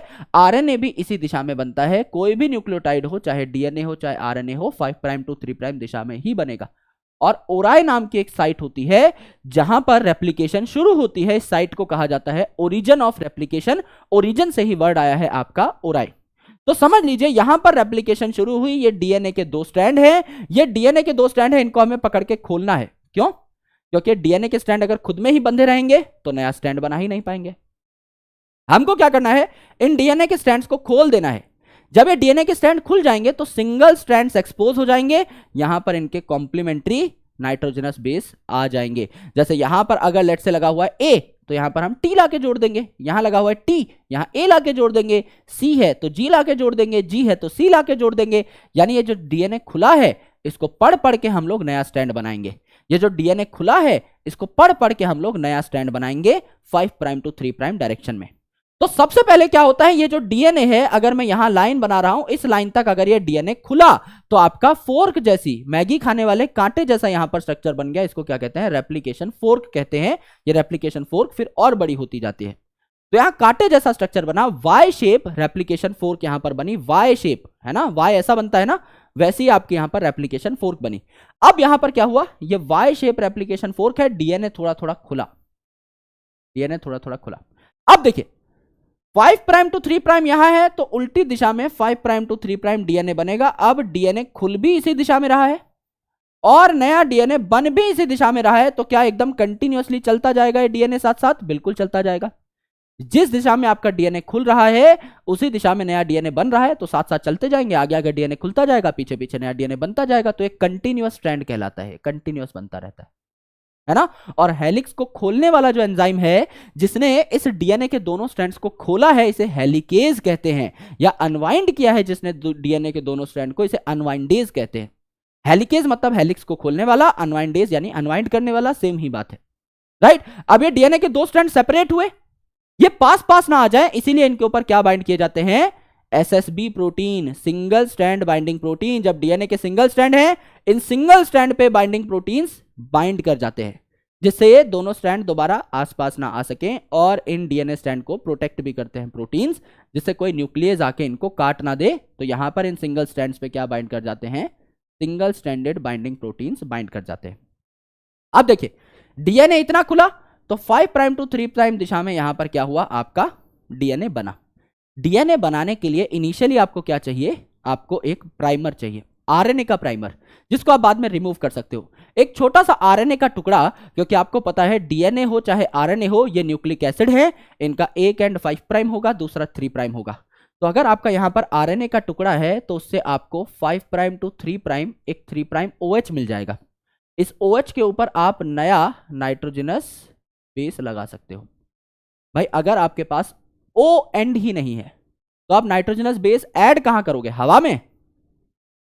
जाहिर सी बात है, कोई तो ऐसा प्लेटफॉर्म चाहिए जिसके ऊपर आप नया नाइट्रोजनस बेस ऐड कर पाओ। तो हम यहां पर एक आरएनए का प्राइमर लगा देते हैं आगे छोटा सा, और उसके ऊपर हम क्या करते हैं? टिक टिक टिक टिक करके एक के बाद एक नाइट्रोजनस बेसिस जोड़ते हुए चले जाते हैं, न्यूक्लियोटाइड्स जोड़ते हुए चले जाते हैं। जोड़ते हुए चले जा रहे हो, पॉलीमराइज करते हुए चले जा रहे हो, तो यहां पे क्या आएगा? पॉलीमरेज एंजाइम भी आ जाएगा। दूसरा, अगर आप देखें तो डीएनए अगर इतना ही खुला है, तो यहां पे इस साइड में प्राइमर लगेगा, 5 प्राइम टू 3 प्राइम इस दिशा में आ रहा है। भाई this is 5 prime to 3 prime, तो यहां 5 प्राइम टू 3 प्राइम इस साइड बनेगा ना, तो 5 प्राइम टू 3 प्राइम इस दिशा में बन रहा है, 5 प्राइम टू 3 प्राइम इस दिशा में बन रहा है। तो आपका यहां पर इसके आगे तो डीएनए है ही नहीं कोई, तो सिर्फ इतना ही टुकड़ा बनेगा, उसके बाद पॉलीमरेज काम करना बंद कर देगा। फिर समझ लीजिए हेलिकेज और आगे बढ़ा, इसने डीएनए को इतने की जगह इतना खोल दिया। अगर डीएनए को इतना खोल दिया, तो डीएनए इस साइड में खुला है, ये वाला जो 5 प्राइम टू 3 प्राइम है सीधा सीधा चलता जाएगा। जिस दिशा में हेलिकेज है उसी प्रकार से ये डीएनए भी इसी दिशा में मूव कर रहा है, तो ये हमेशा कंटिन्यूअस रहेगा या लीडिंग रहेगा, तो आपका इसे कंटिन्यूअस स्ट्रैंड या लीडिंग स्ट्रैंड कहते हैं। दूसरी जगह आप देखो तो पहले आपका डीएनए इतना खुला था, तो यहां पे प्राइमर लगाया, इतना स्ट्रैंड बनाया। दूसरा आप देखें यहां तक खुला, तो यहां प्राइमर लगाया, इतना स्ट्रैंड बनाया। फिर आगे इतना खुल जाएगा, यहां प्राइमर लगाएंगे, इतना स्ट्रैंड बनाएंगे। इतना खुल जाएगा, यहां प्राइमर लगाएंगे, इतना स्ट्रैंड बनाएंगे। यहां कई सारे छोटे छोटे छोटे छोटे टुकड़े बन रहे हैं, और यहां पे एक प्राइमर लगाया, और एकदम जहां तक डीएनए खुल रहा है वहां तक आपका क्या होगा? यहां पर पॉलीमराइजेशन हो जाएगी। तो एक स्ट्रैंड आपका कंटिन्यूअस है, जिसको लीडिंग स्ट्रैंड बोला, और यहां पर छोटे छोटे आपके फ्रेगमेंट्स बन रहे हैं, इसको लैगिंग स्ट्रैंड बोला। ये लैग कर रहे हैं, ये पीछे चल रहे हैं, इसको लैगिंग स्ट्रैंड बोला, या आपका डिसकंटिन्यूअस अनकंटिन्यूअस स्ट्रैंड कहा गया। ठीक है, तो ये जो छोटे छोटे टुकड़े होते हैं इनको कहा जाता है फ्रेगमेंट्स। कौन से फ्रेगमेंट? ओकाजाकी नाम के साइंटिस्ट ने इनके बारे में पहली बार बात की थी, तो इन्हें ओकाजाकी फ्रेगमेंट कहा गया। फिर इन ओकाजाकी फ्रेगमेंट को डीएनए लाइगेज नाम के एंजाइम से क्या कर दिया जाता है? सील कर दिया जाता है, तो ये भी एक कंप्लीट स्ट्रैंड बन जाता है। ये भी एक कंप्लीट स्ट्रैंड बना, राइट। तो ये जो आपका डीएनए का स्ट्रैंड था, यहां भी एक कंप्लीट स्ट्रैंड बन गया। ये जो डीएनए का स्ट्रैंड था, यहां भी एक कंप्लीट स्ट्रैंड बन गया। 2 स्ट्रैंड से 4 स्ट्रैंड बन गए, दैट इज कंप्लीट रेप्लिकेशन यहां पर हो गई। तो डीएनए हमेशा एक सेल में जितना भी डीएनए है वो कंप्लीटली एक साथ रेप्लिकेशन शुरू करता है, और पूरा का पूरा ही रेप्लिकेट होता है। क्योंकि डीएनए रेप्लिकेशन कब होती है? जब आपको सेल को डिवाइड करना होता है और दोनों डॉटर सेल में बराबर डीएनए देना होता है। लेकिन ट्रांसक्रिप्शन में ऐसा नहीं है। अब आपने डीएनए की कॉपीज बना ली, अब ये डीएनए क्या करेगा? आरएनए बनाएगा। तो डीएनए से अगर आपको आरएनए बनाना है तो इस प्रोसेस को ट्रांसक्रिप्शन कहेंगे, है ना। तो एंजाइम क्या लगेगा? डीएनए से आरएनए बनाने वाला डीएनए डिपेंडेंट आरएनए पॉलीमरेज, या सिंपली आरएनए पॉलीमरेज। तो यहां पर क्या हुआ? पहली बात कि जैसे पूरा डीएनए आपका एक साथ रेप्लिकेट करता है, यहां पूरा आरएनए एक साथ आपका ट्रांसक्रिप्शन शो नहीं करता। भाई आरएनए आपको उसी डीएनए के छोटे से टुकड़े का बनाना है जिससे आपको कोई स्पेसिफिक प्रोटीन बनवाना हो। जैसे मेरे ब्लड में शुगर का लेवल बढ़ गया है, मुझको तो भैया इंसुलिन बनवानी है, तो इतना जो डीएनए है इसी से मैं आरएनए बनवाऊंगा और इसी से मैं इंसुलिन प्रोटीन बनवा दूंगा। मैं बाकी सारे डीएनए की क्यों आरएनए बनाऊं, मैं इसके क्यों प्रोटीन बनाऊं, ये तो एनर्जी का वेस्टेज है ना। मैं उसी डीएनए से आरएनए बनवाऊंगा, उतने ही टुकड़े ऑफ डीएनए को मैं आरएनए में कन्वर्ट करूंगा जितनी मुझे सेल में जरूरत है। मुझे अगर अपनी बॉडी में हेक्सोकाइनेज अभी बनवाना ही नहीं है तो मैं क्यों उसका आरएनए, क्यों उसका प्रोटीन बना करके बैठूं। मैं उस डीएनए को नॉर्मली पड़ा रहने दूंगा, मैं उससे आरएनए प्रोटीन नहीं बनवाऊंगा। जब मुझे आरएनए प्रोटीन बनवाना होगा मैं स्विच ऑन कर दूंगा, आरएनए प्रोटीन्स आपके बनते हुए चले जाएंगे। बहुत सिंपल सा सिस्टम है, कोई कॉम्प्लिकेशन यहां पर नहीं है। तो पूरा डीएनए एक साथ यहां पर आरएनए में कन्वर्ट नहीं होता। जिस प्रोटीन की, जिस आरएनए की आपको जरूरत है, सिर्फ वही आरएनए वही प्रोटीन बनेगा, सिंपल। तो जैसे पूरा डीएनए साथ रेप्लिकेट करता है ऐसा यहां पर नहीं होगा, आपका पूरा का पूरा आरएनए जो है यहां पर एक साथ नहीं बनेगा। दूसरी इंपॉर्टेंट चीज, डीएनए में दोनों स्ट्रैंड ही साथ में रेप्लिकेट कर रहे थे। इस स्ट्रैंड का भी एक कॉम्प्लीमेंट्री स्ट्रैंड बना 5 प्राइम टू 3 प्राइम, इसका भी एक कॉम्प्लीमेंट्री स्ट्रैंड बना 5 प्राइम टू 3 प्राइम। अगर आपको आरएनए बनाना है तो एक ही स्ट्रैंड ऑफ डीएनए आरएनए बना पाएगा, क्योंकि दोनों स्ट्रैंड अगर आरएनए बनाएंगे तो यहां भी एक आरएनए बन गया, यहां भी एक आरएनए बन गया, सिंगल स्ट्रैंडेड। ये दोनों कॉम्प्लीमेंट्री स्ट्रैंड है, बाइंड कर जाएंगे आपस में, डबल स्ट्रैंडेड आरएनए बन जाएगा, किसी काम का नहीं है। क्योंकि आपको पता है राइबोसोम्स है आपके सेल की प्रोटीन फैक्ट्री, और ये जो राइबोसोम है ये सिंगल स्ट्रैंडेड आरएनए पे बाइंड करती है। अगर आपका आरएनए खुद ही डबल स्ट्रैंडेड है तो इसके ऊपर प्रोटीन फैक्ट्री बैठ ही नहीं पाएगी, कोई प्रोटीन बन ही नहीं पाएगा, तो आपका पूरा प्लान चौपट हो जाएगा। इसीलिए हम डीएनए के सिर्फ एक स्ट्रैंड से आपका आरएनए का एक स्ट्रैंड तैयार कराते हैं। वो स्ट्रैंड कौन सा होगा, दिस इज इंपॉर्टेंट। तो आप अगर देखें तो दोनों स्ट्रैंड जो है साथ ट्रांसक्राइब नहीं करते, सिर्फ एक ही स्ट्रैंड आपका ट्रांसक्राइब करेगा। और जैसे पूरा डीएनए एक साथ रेप्लिकेशन करता है ऐसे पूरा आरएनए एक साथ नहीं बनता। डीएनए के छोटे छोटे टुकड़े हैं, जिस टुकड़े की जरूरत है हमको वो टुकड़ा ही आपका आरएनए में कन्वर्ट होगा। तो यहां पर ट्रांसक्रिप्शन यूनिट का एक कॉन्सेप्ट समझते हैं हम लोग। समझ लीजिए यहां पर एक स्ट्रक्चरल जीन है। स्ट्रक्चरल जीन मतलब डीएनए का ऐसा टुकड़ा जो अपने आप को एक्सप्रेस कर सकता है, आरएनए बना सकता है, प्रोटीन बना सकता है। तो यहां पे एक स्ट्रक्चरल जीन है। तो यहां पर डीएनए के दो स्ट्रैंड है ना।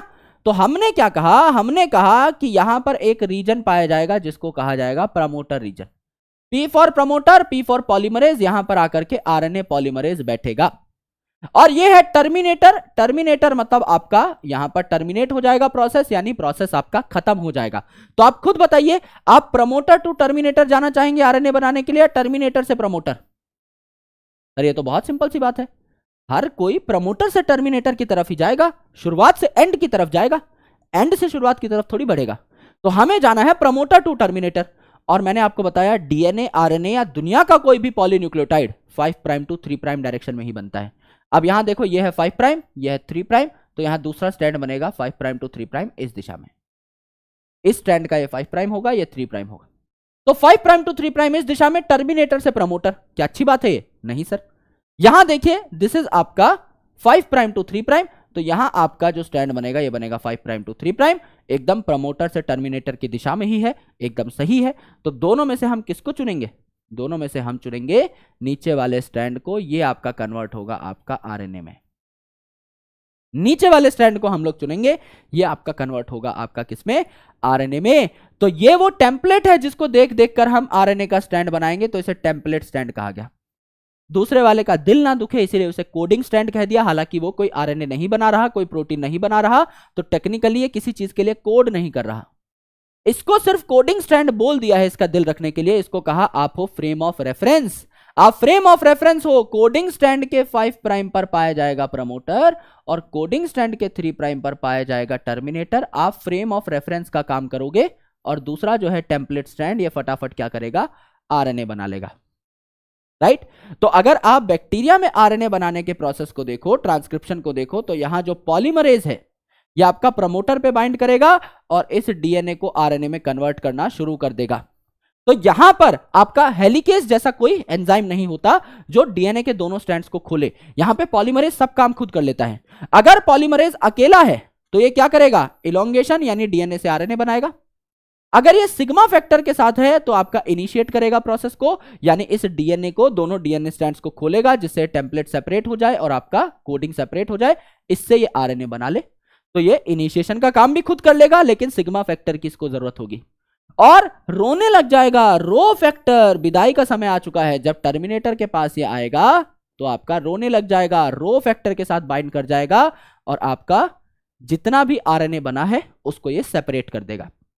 यानी अगर आप चाहते हो कि पॉलीमरेज प्रमोटर पे बाइंड कर जाए, अच्छे तरीके से चीजें इनिशिएट हो जाए, तो उसके लिए आरएनए पॉलीमरेज पर सिग्मा फैक्टर का बाइंड करना जरूरी है। फिर जब ये बाइंड कर गया यहां पर, तो डीएनए से आरएनए बनाते टाइम अगर पॉलीमरेज अकेला है तो भी काम चल जाएगा।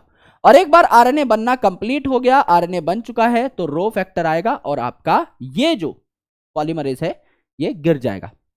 रो फैक्टर भी अलग हो जाएगा, पॉलीमरेज भी अलग हो जाएगा, एंड अल्टीमेटली आपका यहां पर जो आरएनए बना है वो भी सेपरेट हो जाएगा। यह है आपका बैक्टीरिया के अंदर खेल। बैक्टीरिया में जीन्स जो हैं ये पॉलीसिस्ट्रॉनिक होते हैं। पॉलीसिस्ट्रॉनिक, सिस्ट्रॉन मतलब डीएनए का एक ऐसा टुकड़ा जो प्रोटीन बनाए, जो एकदम पूरा का पूरा पाथ फॉलो कर रहा है, डीएनए से डीएनए, डीएनए से आरएनए, आरएनए से प्रोटीन, एकदम प्रोटीन बनाए, इसको क्या कहते हैं? सिस्ट्रॉन। जीन क्या होता है? जीन भैया आरएनए भी बना सकता है। जैसे डीएनए से आरएनए बनाया, आरएनए से प्रोटीन बनाया, तो भी जीन है।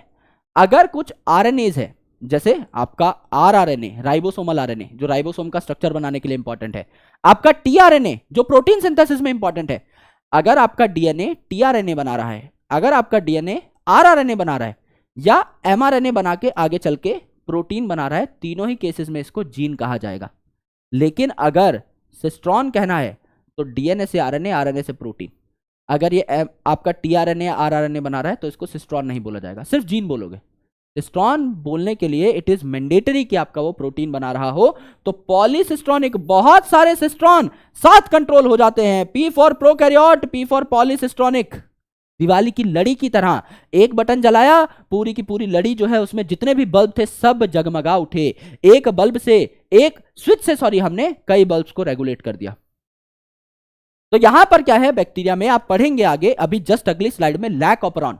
आप क्या करेंगे? एक बटन दबाएंगे, एक प्रमोटर पे आप पॉलीमरेज बाइंड कराएंगे, आगे 3-4 जो आपके सिस्ट्रॉन्स हैं, 3-4 इंपॉर्टेंट जीन्स जो हैं वो प्रोटीन बना बैठेंगे। एक ही स्विच से कई प्रोटीन्स बन जाते हैं। लेकिन हमारे अंदर, यूकैरियोट्स के अंदर मोनोसिस्ट्रॉनिक अरेंजमेंट होती है। एक स्विच से एक ही बल्ब जलेगा, जैसे हमारे कमरे का पंखा एक ही स्विच से चलता है, टीवी एक ही स्विच से चलता है, कैमरा एक ही स्विच से चलता है, एसी एक ही स्विच से चलता है, सब कुछ एक स्विच से एक अप्लायंस चल रहा है। मोनोसिस्ट्रॉनिक, 1 by 1, 1 स्विच पर जीन या पर सिस्ट्रॉन, मोनोसिस्ट्रॉनिक। लेकिन आपका प्रोकैरियोट में एक स्विच दबाने पे कई सारे आपके प्रोटीन्स बन जाते हैं, इसे पॉलीसिस्ट्रॉनिक अरेंजमेंट कहा जाता है। यूकैरियोट में अगर आप देखें तो एडिशनल थोड़े बहुत चेंजेस होते हैं, कॉम्प्लेक्सिटी होती है। जैसे कि बैक्टीरिया में आपका डायरेक्टली क्या हो गया, डीएनए से आरएनए बन गया, कोई कॉम्प्लिकेशन नहीं है। यूकैरियोट में अगर आप देखें तो दिक्कत है मेरे भाई। सबसे पहले तो यहां 3 आरएनए पॉलीमरेज है, प्रोकैरियोट में तो एक ही था, यही सारे काम कर रहा था। यूकैरियोट में 3 आरएनए पॉलीमरेज है। पहला जो आरएनए पॉलीमरेज है ये क्या बनाता है? आरआरएनए, 28 एसआरआरएनए, 18 एसआरआरएनए, 5.8 एसआरआरएनए, 8 आ रहा है सब में, ये आपका है आरआरएनए पॉलीमरेज 1 बनाएगा। पॉलीमरेज 2 आपका एमआरएनए या एचएनआरएनए बनाता है, जो आगे चल के प्रोटीन बनाएगा। और पॉलीमरेज 3 जो है ये टीआरएनए बनाएगा। ठीक है, तो यहां पर अगर आप देखें तो 1 2 3 आप याद कर सकते हैं रैमेट से, आरएमटी है ना, रैमेट। आपके वॉवल्स हटा दीजिए, ए और ई हटा दीजिए, बचा आपका आरएमटी। आर सबसे पहले नंबर पे आ रहा है तो आरआरएनए कौन बनाएगा? पॉलीमरेज 1। आपका एम जो है सेकंड नंबर पे आ रहा है तो एमआरएनए या एचएनआरएनए कौन बनाएगा? आपका पॉलीमरेज 2। टी आपका तीसरे नंबर पे आ रहा है तो बनाएगा आपका आरएनए पॉलीमरेज 3। और यहां पर देखिए जितने भी आरआरएनए हैं सब में 8 आ रहा है। इसके अलावा कोई भी है आपका 5s आरआरएनए तो ये कौन बनाएगा? पॉलीमरेज 3 बनाएगा। तो ये पहली कॉम्प्लिकेशन है। दूसरा, यहां पर आपके कुछ कोडिंग सीक्वेंसेस भी हैं जो आगे चल के आपका काम करेंगे, प्रोटीन बनाएंगे। और कुछ आपके नॉन कोडिंग सीक्वेंसेस भी हैं, ये हरे कलर वाले, जिनको इंट्रॉन कहा जाता है। ये किसी काम के नहीं होते, तो इनको हमें क्या करना होता है? रिमूव करना होता है। इनको रिमूव करने का प्रोसेस जो है it is called as splicing. तो हमको इस आरएनए की फर्दर क्या करनी है? प्रोसेसिंग करनी है। तो इसको कहा जाता है हेट्रोजीनियस न्यूक्लियर आरएनए, एचएनआरएनए। इसकी हम प्रोसेसिंग करेंगे दोस्त। प्रोसेसिंग करेंगे तो सबसे पहले इसमें से इंट्रॉन हटा देंगे, हरा वाला पार्ट सबसे हट गया, तो आपका क्या बचा, स्काई ब्लू कलर का पार्ट बचा। फिर इस पे कैप लगा देंगे आपकी किसकी, 5 मिथाइल ग्वेनोसिन ट्राइफॉस्फेट की, यानी आपका जीटीपी लगा देंगे। जी और ट्रिपल पी यानी जीटीपी हो गया, बस यहाँ पे एक्स्ट्रा मिथाइल ग्रुप भी एडेड है, तो जीटीपी के ऊपर मिथाइल ग्रुप ऐड कर दिया जिससे कि कोई इसे पहचान ना पाए। अगर किसी ने जीटीपी देख लिया तो पहचानी चीज है, जानी पहचानी, आके इस पे अटैक कर सकता है। मिथाइल ग्वेनोसिन ट्राइफॉस्फेट नया आपका स्ट्रक्चर है, तो कोई भी एंजाइम इसको पहचान नहीं पाएगा, तो ये आरएनए की सेफ्टी के लिए होता है। एंड आपका पॉलीएडिनाइलेट टेल, ये ट्रांसपोर्ट के लिए होता है, क्योंकि यूकैरियोट में आपको पता है डीएनए से डीएनए बन रहा है आपका न्यूक्लियस में, डीएनए से आरएनए बन रहा है आपका न्यूक्लियस में, लेकिन अब प्रोटीन बनाने के लिए इस आरएनए को बाहर भेजना पड़ेगा, क्योंकि आपके राइबोसोम कहाँ है, साइटोप्लाज्म में है, तो प्रोटीन फैक्ट्री ही साइटोप्लाज्म में है, तो प्रोटीन बनाने के लिए वहीं जाना पड़ेगा आरएनए को, तो साइटोप्लाज्म में इसको भेजा जाता है, राइट। तो ट्रांसपोर्ट के लिए यहां पर पॉलीएडिनाइलेट टेल लगेगी, कई सारे ए ए ए ए ए ए ए ए ए ए लग जाएंगे, 200 से 300 ए लग जाएंगे, इसे पॉलीएडिनाइलेशन कहा जाता है। तो 3 प्रकार के चेंजेस हुए यहां पर, एचएनआरएनए से इंट्रॉन हटाए that is splicing, methyl guanosine triphosphate की यानी मिथाइल जीटीपी की कैप लगाई दैट इज कैपिंग, और पॉलीएडिनाइलेट 200 से 300 ए लगाए that is your polyadenylation tailing process. ये तीनों चीजें आपने करी तो आपका एचएनआरएनए एमआरएनए में कन्वर्ट हो गया।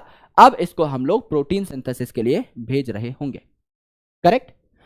अब जैसे कि डीएनए की भाषा जो है वो न्यूक्लियोटाइड की भाषा है, नाइट्रोजनस बेस की भाषा है, ए टी जी और सी ये 4 ही लेटर्स हैं। सिमिलरली आरएनए की जो भाषा है ये भी नाइट्रोजनस बेस या न्यूक्लियोटाइड की भाषा है, ए यू जी सी ये 4 ही लेटर्स हैं यहां पर। प्रोटीन की जो भाषा है यहां 20 अमीनो एसिड हैं। तो जब आप आरएनए की भाषा को, डीएनए की भाषा को प्रोटीन की भाषा में कन्वर्ट कर रहे हैं, ट्रांसलेट कर रहे हैं, तो इसी को ट्रांसलेशन कहेंगे, इसी को तो ट्रांसलेशन कहेंगे। ट्रांसलेशन क्या होता है, अनुवाद, Hindi to English translation, English to Hindi translation, यानी एक लैंग्वेज को दूसरी लैंग्वेज में कन्वर्ट करना। तो it is not a biological term, it is an English term. तो आप क्या कर रहे हैं यहां पर, आपका न्यूक्लियोटाइड की जो भाषा थी डीएनए और आरएनए की, इसको आप अमीनो एसिड की भाषा में कन्वर्ट कर रहे हैं, प्रोटीन की भाषा में कन्वर्ट कर रहे हैं। तो यहां पर जॉर्ज गैमो नाम के एक साइंटिस्ट थे, उन्होंने कहा कि कोडॉन्स जो हैं ट्रिपलेट हैं, 3 नाइट्रोजनस बेसिस मिलकर के एक कोडॉन बनाएंगे, एक अमीनो एसिड बना रहे होंगे। इन्हें कैसे पता लगा, इन्होंने कहा कि भैया 4 आपके नाइट्रोजनस बेसिस हैं, अगर एक एक नाइट्रोजनस बेस एक एक अमीनो एसिड बनाए तो 4 ही अमीनो एसिड बनेंगे, 20 अमीनो एसिड नहीं बन पाए। फिर इन्होंने कहा कि 4 नाइट्रोजनस बेसिस हैं, अगर कपल की तरह बिहेव करें, ए टी के साथ जुड़ जाए, आरएनए से बना रहे हैं सॉरी, ए यू के साथ जुड़ जाए, ए जी के साथ जुड़ जाए, जी सी के साथ जुड़ जाए, ये कपल की तरह बिहेव करेंगे तो 4 रेज़ टू द पावर 2 16 अलग अलग कॉम्बिनेशन होंगी, फिर भी 20 अमीनो एसिड नहीं बन पाए। फिर इन्होंने कहा कि अगर इनको मैं 3-3 की फॉर्मेट में रखूं, ट्रिपलेट की फॉर्मेट में, तो 64 कोडॉन्स हो जाएंगे, 64 कॉम्बिनेशंस होंगी, 64 कॉम्बिनेशंस तो 20 अमीनो एसिड आराम से बना लेंगे। तो यहां पर इन्होंने पूरा टेबल बनाया, यहां पे लिखा UCAG UCAG UCAG UCAG UCAG UCAG, पूरा इन्होंने 64 कोडॉन्स का यहां टेबल बनाया। ये यू इस यू से और इस यू से बाइंड कर रहा है, यू यू यू, ये यू इस यू से और इस सी से बाइंड कर रहा है, यू यू सी, ये यू इस यू से और इस ए से बाइंड कर रहा है, यू यू ए, ये यू इस यू से और इस जी से बाइंड कर रहा है, यू यू जी। एक रैंडम उठाते हैं, जैसे ये सी जो है इस सी से बाइंड कर रहा है और इस ए से बाइंड कर रहा है, तो सी सी ए। इस प्रकार से UCAG UCAG UCAG इन्होंने इस प्रकार से पूरा का पूरा टेबल बढ़िया तरीके से बना लिया। यहां पर अगर आप देखेंगे तो 64 कोडॉन्स यहां पर बने, 64 कोडॉन में से 3 ऐसे हैं जो स्टॉप कोडॉन हैं, that is UAA UGA and UAG, UAA UAG and UGA, इन्हें स्टॉप कोडॉन कहा जाता है, अलग से मैंने मार्क भी किया हुआ है। स्टॉप कोडॉन मतलब समझ लीजिए आप आरएनए को पढ़ रहे हैं, वहां लिखा हुआ AUG UUU UCA UCA UGA, तो आप अगर देखेंगे तो यहां पर UG आ गया, इसका मतलब स्टॉप होने का टाइम हो गया है। अब जो है आपकी प्रोटीन सिंथेसिस स्टॉप हो जाएगी, उससे पहले जितने कोडॉन आए उतने अमीनो एसिड बन जाएंगे। ये आपका एक तरीके से ब्रेक है कि इनमें से कोई भी सीक्वेंस आ जाए, इन तीनों में से कोई भी सीक्वेंस आ जाए, आपका प्रोटीन सिंथेसिस वहां स्टॉप हो जाएगी। AUG अगर आप देखें तो स्टार्ट कोडॉन है ना, ये आपका पुश स्टार्ट है, ये स्टार्ट करता है प्रोटीन सिंथेसिस को, और बीच में अगर कहीं आ जाए स्टार्ट होने के बाद बीच में अगर कहीं AUG आपको दिखाई दे तो ये अमीनो एसिड भी बनाता है मिथायोनिन, और आपका स्टार्ट करने का भी काम करता है प्रोटीन सिंथेसिस को। तो इसके दो काम है, AUG के दो काम है, स्टार्ट भी करना तो इट इज स्टार्ट कोडॉन और इनिशिएटर कोडॉन, और आपका मिथायोनिन के लिए कोड करना। दीज आर ऑलमोस्ट यूनिवर्सल, यानी लगभग सारे ऑर्गेनिजम्स में UUU जो है फिनाइल एलेनिन ही बनाएगा, UUC फिनाइल एलेनिन ही बनाएगा, UUA ल्यूसीन ही बनाएगा, UUG ल्यूसीन ही बनाएगा, लगभग सारे ऑर्गेनिजम्स में। एक आधा एक्सेप्शन है, जैसे माइटोकॉन्ड्रिया का खुद का DNA होता है तो वहां जेनेटिक कोड पढ़ने का तरीका थोड़ा सा अलग है, कुछ एक प्रोटोजोन्स में थोड़ा सा अलग है, एक आधा अमीनो एसिड डिफरेंट है, बाकी लगभग दुनिया के सारे ऑर्गेनिजम्स में ये पढ़ने का तरीका एकदम सेम है। अब सबसे important point, degenerate and unambiguous. Degenerate and unambiguous, correct. Degenerate and unambiguous, unambiguous मतलब कोई कंफ्यूजन नहीं है। CAG हमेशा आपका GLN ही बनाएगा, या आप देख लीजिए CGG हमेशा आर्जिनिन ही बनाएगा, CGA आर्जिनिन ही बनाएगा, CGC आर्जिनिन ही बनाएगा। तो एक जो अमीनो एसिड है आर्जिनिन, ये मल्टीपल कोडॉन से बन सकता है। CGU भी आर्जिनिन बना रहा है, CGC भी, CGA भी, CGG भी, AGA भी, AGG भी, तो आपके 6 अलग अलग कोडॉन आर्जिनिन बना रहे हैं। तो एक जो अमीनो एसिड है it can be coded by multiple codons, इसे कहते हैं डीजेनरेसी। लेकिन CGU कोई और अमीनो एसिड नहीं बनाएगा, हमेशा आर्जिनिन बनाएगा। इट इज अनएम्बिग्युअस नेचर, अनएम्बिग्युअस, कोई कंफ्यूजन नहीं है कि आपका CCU जो है हमेशा प्रोलीन बनाएगा। प्रोलीन और भी आपके कोडॉन्स बना सकते हैं, लेकिन CCU तो प्रोलीन ही बनाएगा, कुछ और नहीं बना सकता। CCC प्रोलीन ही बनाएगा, कुछ और नहीं बना सकता। CCA प्रोलीन ही बनाएगा, कुछ और नहीं बना सकता। तो एक जो कोडॉन है यह हमेशा एक ही अमीनो एसिड बनाएगा, लेकिन एक अमीनो एसिड जो है इसको मल्टीपल कोडॉन्स बना सकते हैं। क्योंकि भैया देखो सीधी सी बात है, कोडॉन्स है 64, 3 है स्टॉप कोडॉन, बचे आपके 61 कोडॉन, 60 मान लो मोटा मोटा इजी कैलकुलेशन के लिए। तो 60 आपके कोडॉन है, 20 अमीनो एसिड है। तो अमीनो एसिड इतने कम है तो खुद ही पता लग रहा है कि 3-3 कोडॉन एक एक अमीनो एसिड बनाता होगा, अगर आप यूनिफॉर्मली भी बांट दे तो कई ऐसे कोडॉन है जो सेम अमीनो एसिड बना सकते हैं क्योंकि अमीनो एसिड कम है।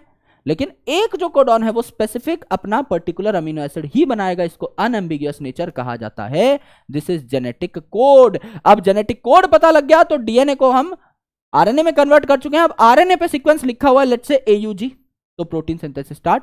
फिर लिखा हुआ UUG तो वो ल्यूसीन बनाएगा, UUA ल्यूसीन बनाएगा, CUA ल्यूसीन बनाएगा, CCA प्रोलीन बनाएगा, CA ग्लूटामीन बनाएगा, AU एसन बनाएगा, ACC थ्रियोनिन बनाएगा, AGA आर्जिनिन बनाएगा। फिर आ गया UGA यानी स्टॉप, आर्जिनिन आपका लास्ट अमीनो एसिड बना, उसके बाद काम खत्म। यानी कि आपका हमने AUG से लेकर के आर्जिनिन तक एक प्रोटीन बनाया 6-7 अमीनो एसिड का। फिर आपका कोई स्टॉप कोडॉन आ गया तो हमारा प्रोटीन सिंथेसिस खत्म हो गई। इस तरीके से काम करता है, राइट। तो ट्रांसलेशन जो है it is a process of formation of RNA to protein. Simple से स्टेप क्या है, सबसे पहले टीआरएनए की चार्जिंग। टीआरएनए क्या है, अडेप्टर मॉलिक्यूल है। टीआरएनए के 2 एंड्स होते हैं, एक आपका आरएनए को पढ़ने वाला एंड और दूसरा अमीनो एसिड्स को पकड़ के लाने वाला एंड। तो एक होता है एंटी कोडॉन लूप। आरएनए के ऊपर जो सीक्वेंस है इसको क्या बोला, कोडॉन। जैसे आरएनए पे लिखा हुआ है UUC, तो आपका टीआरएनए जो है इस पे क्या लिखा रहेगा, UUC का कॉम्प्लीमेंट्री सीक्वेंस। U के बगल में क्या आता है, कॉम्प्लीमेंट्री A U के साथ 2 हाइड्रोजन बॉन्ड बनाएगा, C G के साथ 3 हाइड्रोजन बॉन्ड बनाएगा। तो U के सामने क्या आएगा, A, U के सामने A, C के सामने G, तो यहां क्या लिखा रहेगा, AAG। टीआरएनए पे AAG लिखा रहेगा तो ये आपका किसको ढूंढ लेगा, UUC को ढूंढ लेगा। फिर इसे पता लग जाएगा UUC का मतलब होता है फिनाइल एलेनिन, यानी ये फिनाइल एलेनिन मांग रहा है। तो ये टीआरएनए फटाफट जाएगा फिनाइल एलेनिन को पकड़ के लेके आएगा। साइटोप्लाज्म में कई सारे अमीनो एसिड्स पहले से पड़े हुए होते हैं, उनमें से स्पेसिफिक फिनाइल एलेनिन को पकड़ करके लेके आएगा और आपका जोड़ देगा प्रोटीन बनाने के लिए। फिर अगला आरएनए का जो कोडॉन है ये है लेट्स से आपका UCA। तो यहाँ U है तो इसके सामने क्या आएगा A, C के सामने G, A के सामने U, तो यहाँ क्या आ जाएगा AGU आ जाएगा। तो AGU नाम का आपका टीआरएनए आया, यहां बाइंड कर गया। पता लगा इसे सेरीन मांग रहा है तो भाग के जाएगा, सेरीन पकड़ के लेके आएगा। तो अगला अमीनो एसिड आपका फिनाइल एलेनिन के बाद क्या आ गया, सेरीन आ गया, एंड सो ऑन। तो टीआरएनए का काम है अलग अलग आपके आरएनए के कोडॉन्स को पढ़ना और स्पेसिफिक अमीनो एसिड्स को लेके आना। It is adapter molecule. तो यहां पर सबसे पहले हुई charging of tRNA. Charging of tRNA मतलब टीआरएनए के ऊपर अमीनो एसिड को लोड कर दो तो it is charging of tRNA. तो जो अमीनो एसिड है पहले एटीपी के साथ बाइंड हो जाता है और एनर्जी ले लेता है एटीपी से, और उसके बाद इस अमीनो एसिड को कहां बाइंड कर दिया जाता है, टीआरएनए पे। तो टीआरएनए भी चार्ज हो जाता है उस एनर्जी से। ये चार्ज टीआरएनए आकर के बाइंड कर जाता है एमआरएनए के ऊपर, है ना, और प्रोटीन बनाने के लिए पहला अमीनो एसिड छोड़ देता है। तो चार्ज टीआरएनए पहला अमीनो एसिड लेकर आया, दूसरा चार्ज टीआरएनए दूसरा अमीनो एसिड लेकर आया। अब ये दोनों अमीनो एसिड भी चार्ज थे तो इनके बीच में क्या बन गया, पेप्टाइड बॉन्ड बन गया। और ऐसे एक के बाद एक के बाद एक के बाद एक के बाद एक अमीनो एसिड जुड़ते जाएंगे और आपका पूरा का पूरा प्रोटीन तैयार होते हुए चला जाएगा। तो टीआरएनए जो है अमीनो एसिड पकड़ पकड़ के लेके आएगा, है ना। सबसे पहले जो टीआरएनए है एयूजी के पास आएगा और आपकी छोटी राइबोसोम की सब यूनिट वहां पर पहुंच जाएगी। तो आपका इनिशिएशन कॉम्प्लेक्स बन रहा है। सारी चीजें जो एकदम शुरू में चाहिए वो आ गई। छोटी subunit of ribosome, tRNA आ गया और एमआरएनए आपका अवेलेबल है ही, एयूजी नाम का आपका इनिशिएटर कोडॉन अवेलेबल है ही। अब ये सारी चीजें जब आ गई तो छोटी सब यूनिट ऑफ राइबोसोम जो है ये बड़ी सब यूनिट ऑफ राइबोसोम को बुलाती है, बड़े भैया आ जाओ, प्रोटीन सिंथेसिस का टाइम हो गया है, अपनी फैक्ट्री लगा लेते हैं। छोटी और बड़ी सब यूनिट मिलकर के पूरी फैक्ट्री बना लेते हैं, राइबोसोम कंप्लीट हो जाता है। मैग्नीशियम आयन की प्रेजेंस चाहिए रहती है इस प्रोसेस को पूरा करने के लिए। तो आपका मैग्नीशियम आयन जो है इसकी प्रेजेंस में छोटी और बड़ी सब यूनिट दोनों कनेक्ट हो जाती हैं और पूरा राइबोसोम बन जाता है। अमीनो एसिड जो कि चार्ज टीआरएनए लेकर के आ रहे हैं ये एक एक करके जुड़ते चले जाते हैं और राइबोजाइम यानी आरएनए यहां पर एंजाइम की तरह काम करता है। 23S आरआरएनए जो सब यूनिट है ये एंजाइम की तरह काम करती है। तो 99.99999% केसेस में प्रोटीन्स ही एंजाइम का काम करते हैं, लेकिन एक्सेप्शनल केस है राइबोजाइम जहां पे आरएनए एंजाइम का काम करता है। ये क्या करा देगा, आपका इन दोनों अमीनो एसिड के बीच में पेप्टाइड बॉन्ड बना देगा। और ऐसे करके एक के बाद एक के बाद एक के बाद एक अमीनो एसिड जुड़ते जाएंगे। जब कोई स्टॉप कोडॉन आ जाएगा तो उस टाइम पे क्या होगा, आपका प्रोटीन सिंथेसिस बंद हो जाएगी, एक रिलीज फैक्टर आ जाएगा। यहां पर स्टॉप कोडॉन आ गया, हमको पता लग गया अब यहां पर जितने भी हम लोगों ने कंपोनेंट्स इकट्ठे किए थे, दोनों सब यूनिट ऑफ राइबोसोम, एमआरएनए, जितना अमीनो एसिड बन चुका है, इन सबको अलग अलग करना है। तो रिलीज फैक्टर आएगा, वो आकर के हथौड़ा मार देगा बीच में कि सब टूट जाओ। तो दोनों राइबोसोम की सब यूनिट अलग हो गई, एमआरएनए अलग हो गई, जितना प्रोटीन बना है वो अलग हो गया, सब अलग अलग हो गए, आपका प्रोटीन सिंथेसिस खत्म हो गया। अब अगर आप देखें तो प्रोकैरियोट के एक स्पेशल केस की बात करते हैं कॉल्ड लैक ऑपरॉन। लैक का मतलब है लैक्टोज जो कि एक शुगर है, कार्बोहाइड्रेट है। लैक्टोज बनती है ग्लूकोज और गैलेक्टोज से, यानी दो शुगर के मिलन से बनी है। It is a disaccharide. और अगर आप ओपरॉन की बात करें तो ओपरॉन एक ऐसा शब्द है जिसके नाम से ही पता लगा, ओपरॉन इनिशियल 4 अल्फाबेट देखो, ऑपरेटर, तो यहां कॉमन ऑपरेटर और प्रमोटर होता है, राइट। यानी एक प्रमोटर रीजन है, उसके ऊपर पॉलीमरेज बाइंड कर गया तो वो कई सारे जीन्स को एक्सप्रेस करा देगा। साथ में प्रोकैरियोट में कई सारे प्रोटीन साथ साथ बन जाएंगे। जैसा मैंने आपसे कहा था कि दिवाली की लड़ी है, एक स्विच दबाया सारे के सारे बल्ब जल गए उस लड़ी में। इसी प्रकार से यहां पर कई सारे आपके जो जीन्स हैं ये कॉमन प्रमोटर और ऑपरेटर द्वारा चल जाएंगे। तो प्रमोटर पे आपको पता है P फॉर प्रमोटर क्या बाइंड करता है, P फॉर पॉलीमरेज, यहां से आरएनए बनना शुरू होगा। और O फॉर ऑपरेटर, यहां कौन बाइंड करेगा, RO, याद करना RO, घरों में RO लगा रहता है ना, तो ऑपरेटर पे कौन बाइंड करेगा, R फॉर रिप्रेसर बाइंड करेगा। इस ऑपरेटर को रोकने के लिए रिप्रेसर आ जाएगा। तो यहां देखिए आपका सीक्वेंस है PIPOZYA। तो यहां ZYA 3 जीन्स हैं, एक साथ इनको हमको रेगुलेट करना है। यानी दिवाली की ऐसी लड़ी है जिसमें 3 बल्ब हैं, Z, Y और A। Z बनाता है बीटा गैलेक्टोसिडेज जो कि आपका लैक्टोज को तोड़ेगा ग्लूकोज और गैलेक्टोज में। Y बनाता है आपका क्या, परमिएज, जो कि बैक्टीरिया की सेल मेम्ब्रेन की परमिएबिलिटी बढ़ाएगा जिससे लैक्टोज अंदर आ सके। और A क्या है, ट्रांस एसिटाइलेज, जो इन दोनों की एक्टिविटी को बढ़ाता है। यानी सारे एंजाइम्स जो हैं लैक्टोज को तोड़ने के लिए ही इंपॉर्टेंट है। तो समझ लीजिए यहां पर आपका आई जो है ये आपका इनहिबिटर है, यानी रिप्रेसर का जीन है, और ये इसका प्रमोटर है।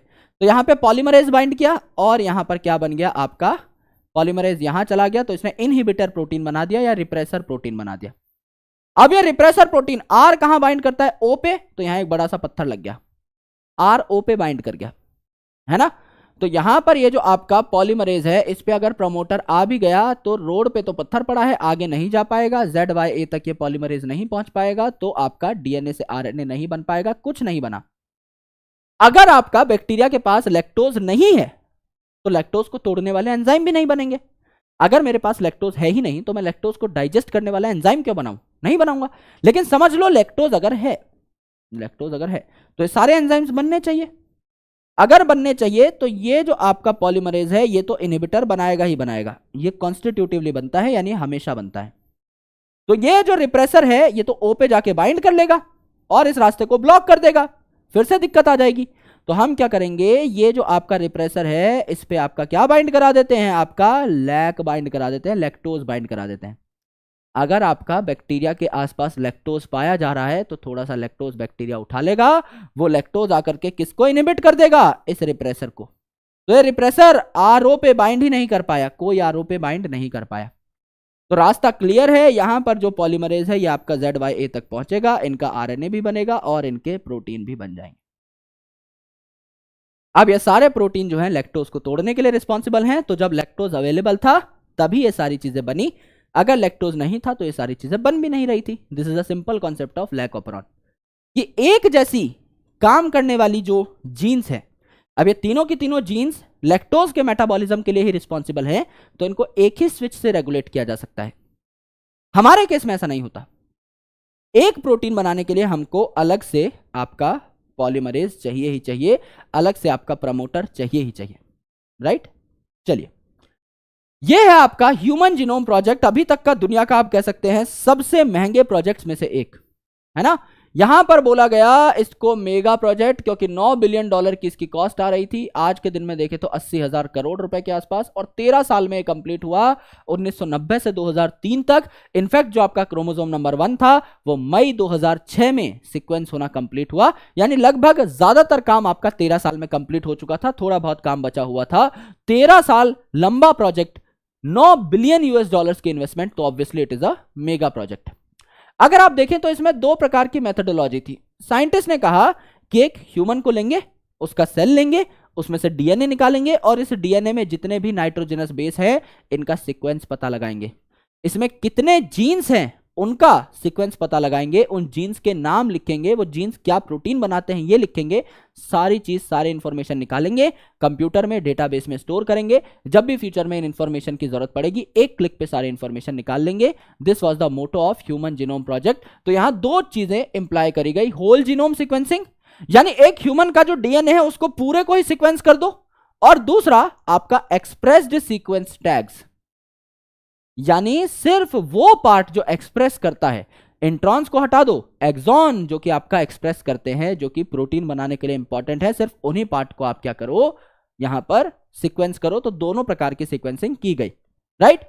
सेंगर नाम के एक साइंटिस्ट है जिन्होंने प्रोटीन के अंदर अमीनो एसिड का सीक्वेंस पता लगाने के लिए और डीएनए आरएनए के अंदर नाइट्रोजनस बेसिस का सीक्वेंस पता लगाने के लिए एक टेक्निक बनाई थी, सेंगर सीक्वेंसिंग। उसी सीक्वेंसिंग मेथड का यूज किया गया था। आज के दिन में दुनिया बहुत एडवांस हो गई है, आपका यहां पर अब हाई थ्रूपुट सीक्वेंसिंग आ चुकी है, जिसको NGS कहा जाता है, next generation sequencing.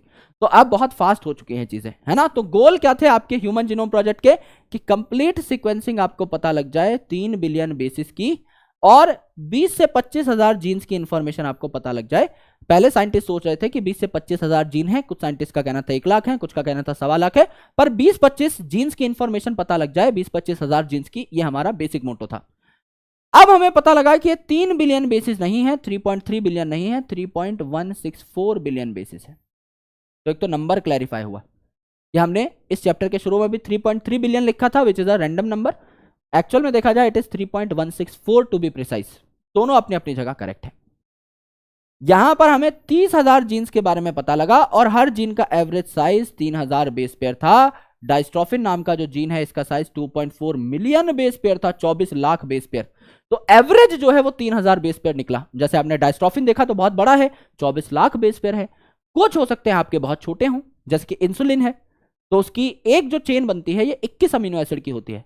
21 amino acid into 3 कर दो तो आपका 63 ही नाइट्रोजनस बेसिस हुए, राइट। तो बहुत छोटे छोटे भी आपके प्रोटीन है, बहुत बड़े बड़े भी है। एवरेज साइज जो है 30,000 जीन्स का वो 3,000 बेस पेयर के आसपास निकल करके आया।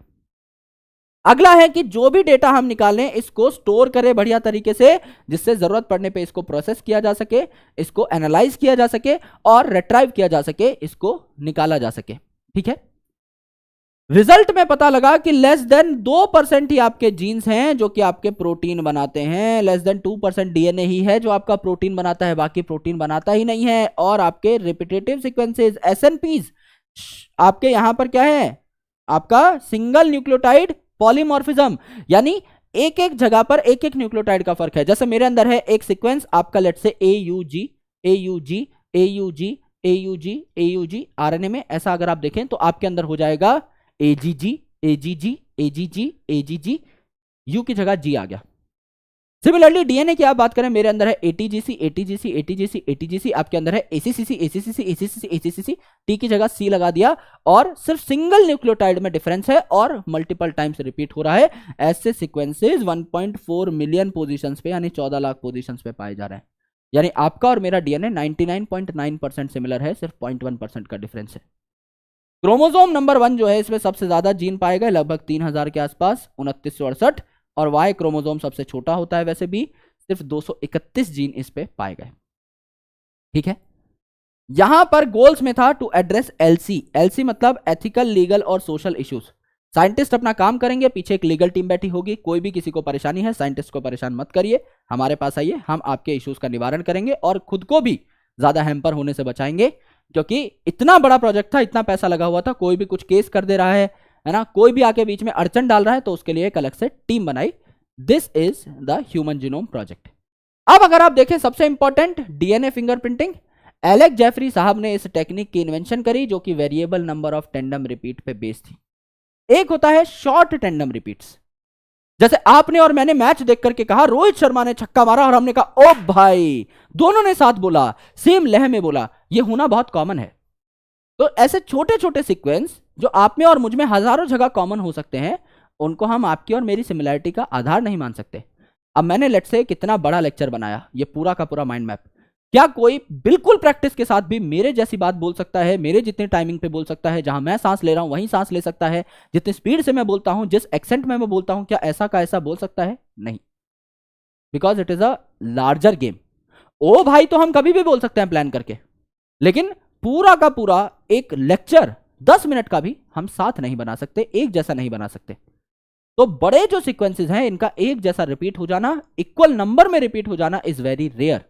इन्हें कहा जाता है VNTR, variable number of tandem repeats. Tandem मतलब लगातार, वेरिएबल नंबर, हर ऑर्गेनिज्म में ये सीक्वेंसेस भी डिफरेंट हैं, थोड़ी थोड़ी जगह चेंजेस आ रहे हैं और इनका नंबर भी वेरिएबल है। आपके अंदर कोई सीक्वेंस है 13 बार रिपीट हो रहा है, मेरे अंदर 50 बार रिपीट हो रहा है। अब अगर आपके अंदर भी कोई सीक्वेंस 50 बार रिपीट हो रहा है, मेरे अंदर भी सेम सीक्वेंस 50 बार रिपीट हो रहा है, सेम सीक्वेंस भी सेम, नंबर भी same, then we are similar. तो आपके पिताजी जो है, उनसे एक पूरा का पूरा क्रोमोसोम सेट उठ करके आपके अंदर आया है। तो उस पूरे के पूरे क्रोमोसोम सेट में जितने भी सीक्वेंसेस होंगे, आपके अंदर भी वो पूरे के पूरे सीक्वेंसेस होंगे आपके 23 क्रोमोसोम में। तो आपका जो डीएनए है एग्जैक्टली 50% आपके पिताजी से मिलेगा, क्योंकि आपके पिताजी के अंदर भी अगर आप देखें तो एक सेट दादाजी से आया, एक सेट दादी जी से, उसमें से एक सेट उठ करके आपके अंदर आया। तो आपका एक सेट जो है 23 क्रोमोसोम आउट ऑफ 46, 50% जो आपका सीक्वेंस है एग्जैक्टली फादर से मिलेगा, बिल्कुल मिलेगा।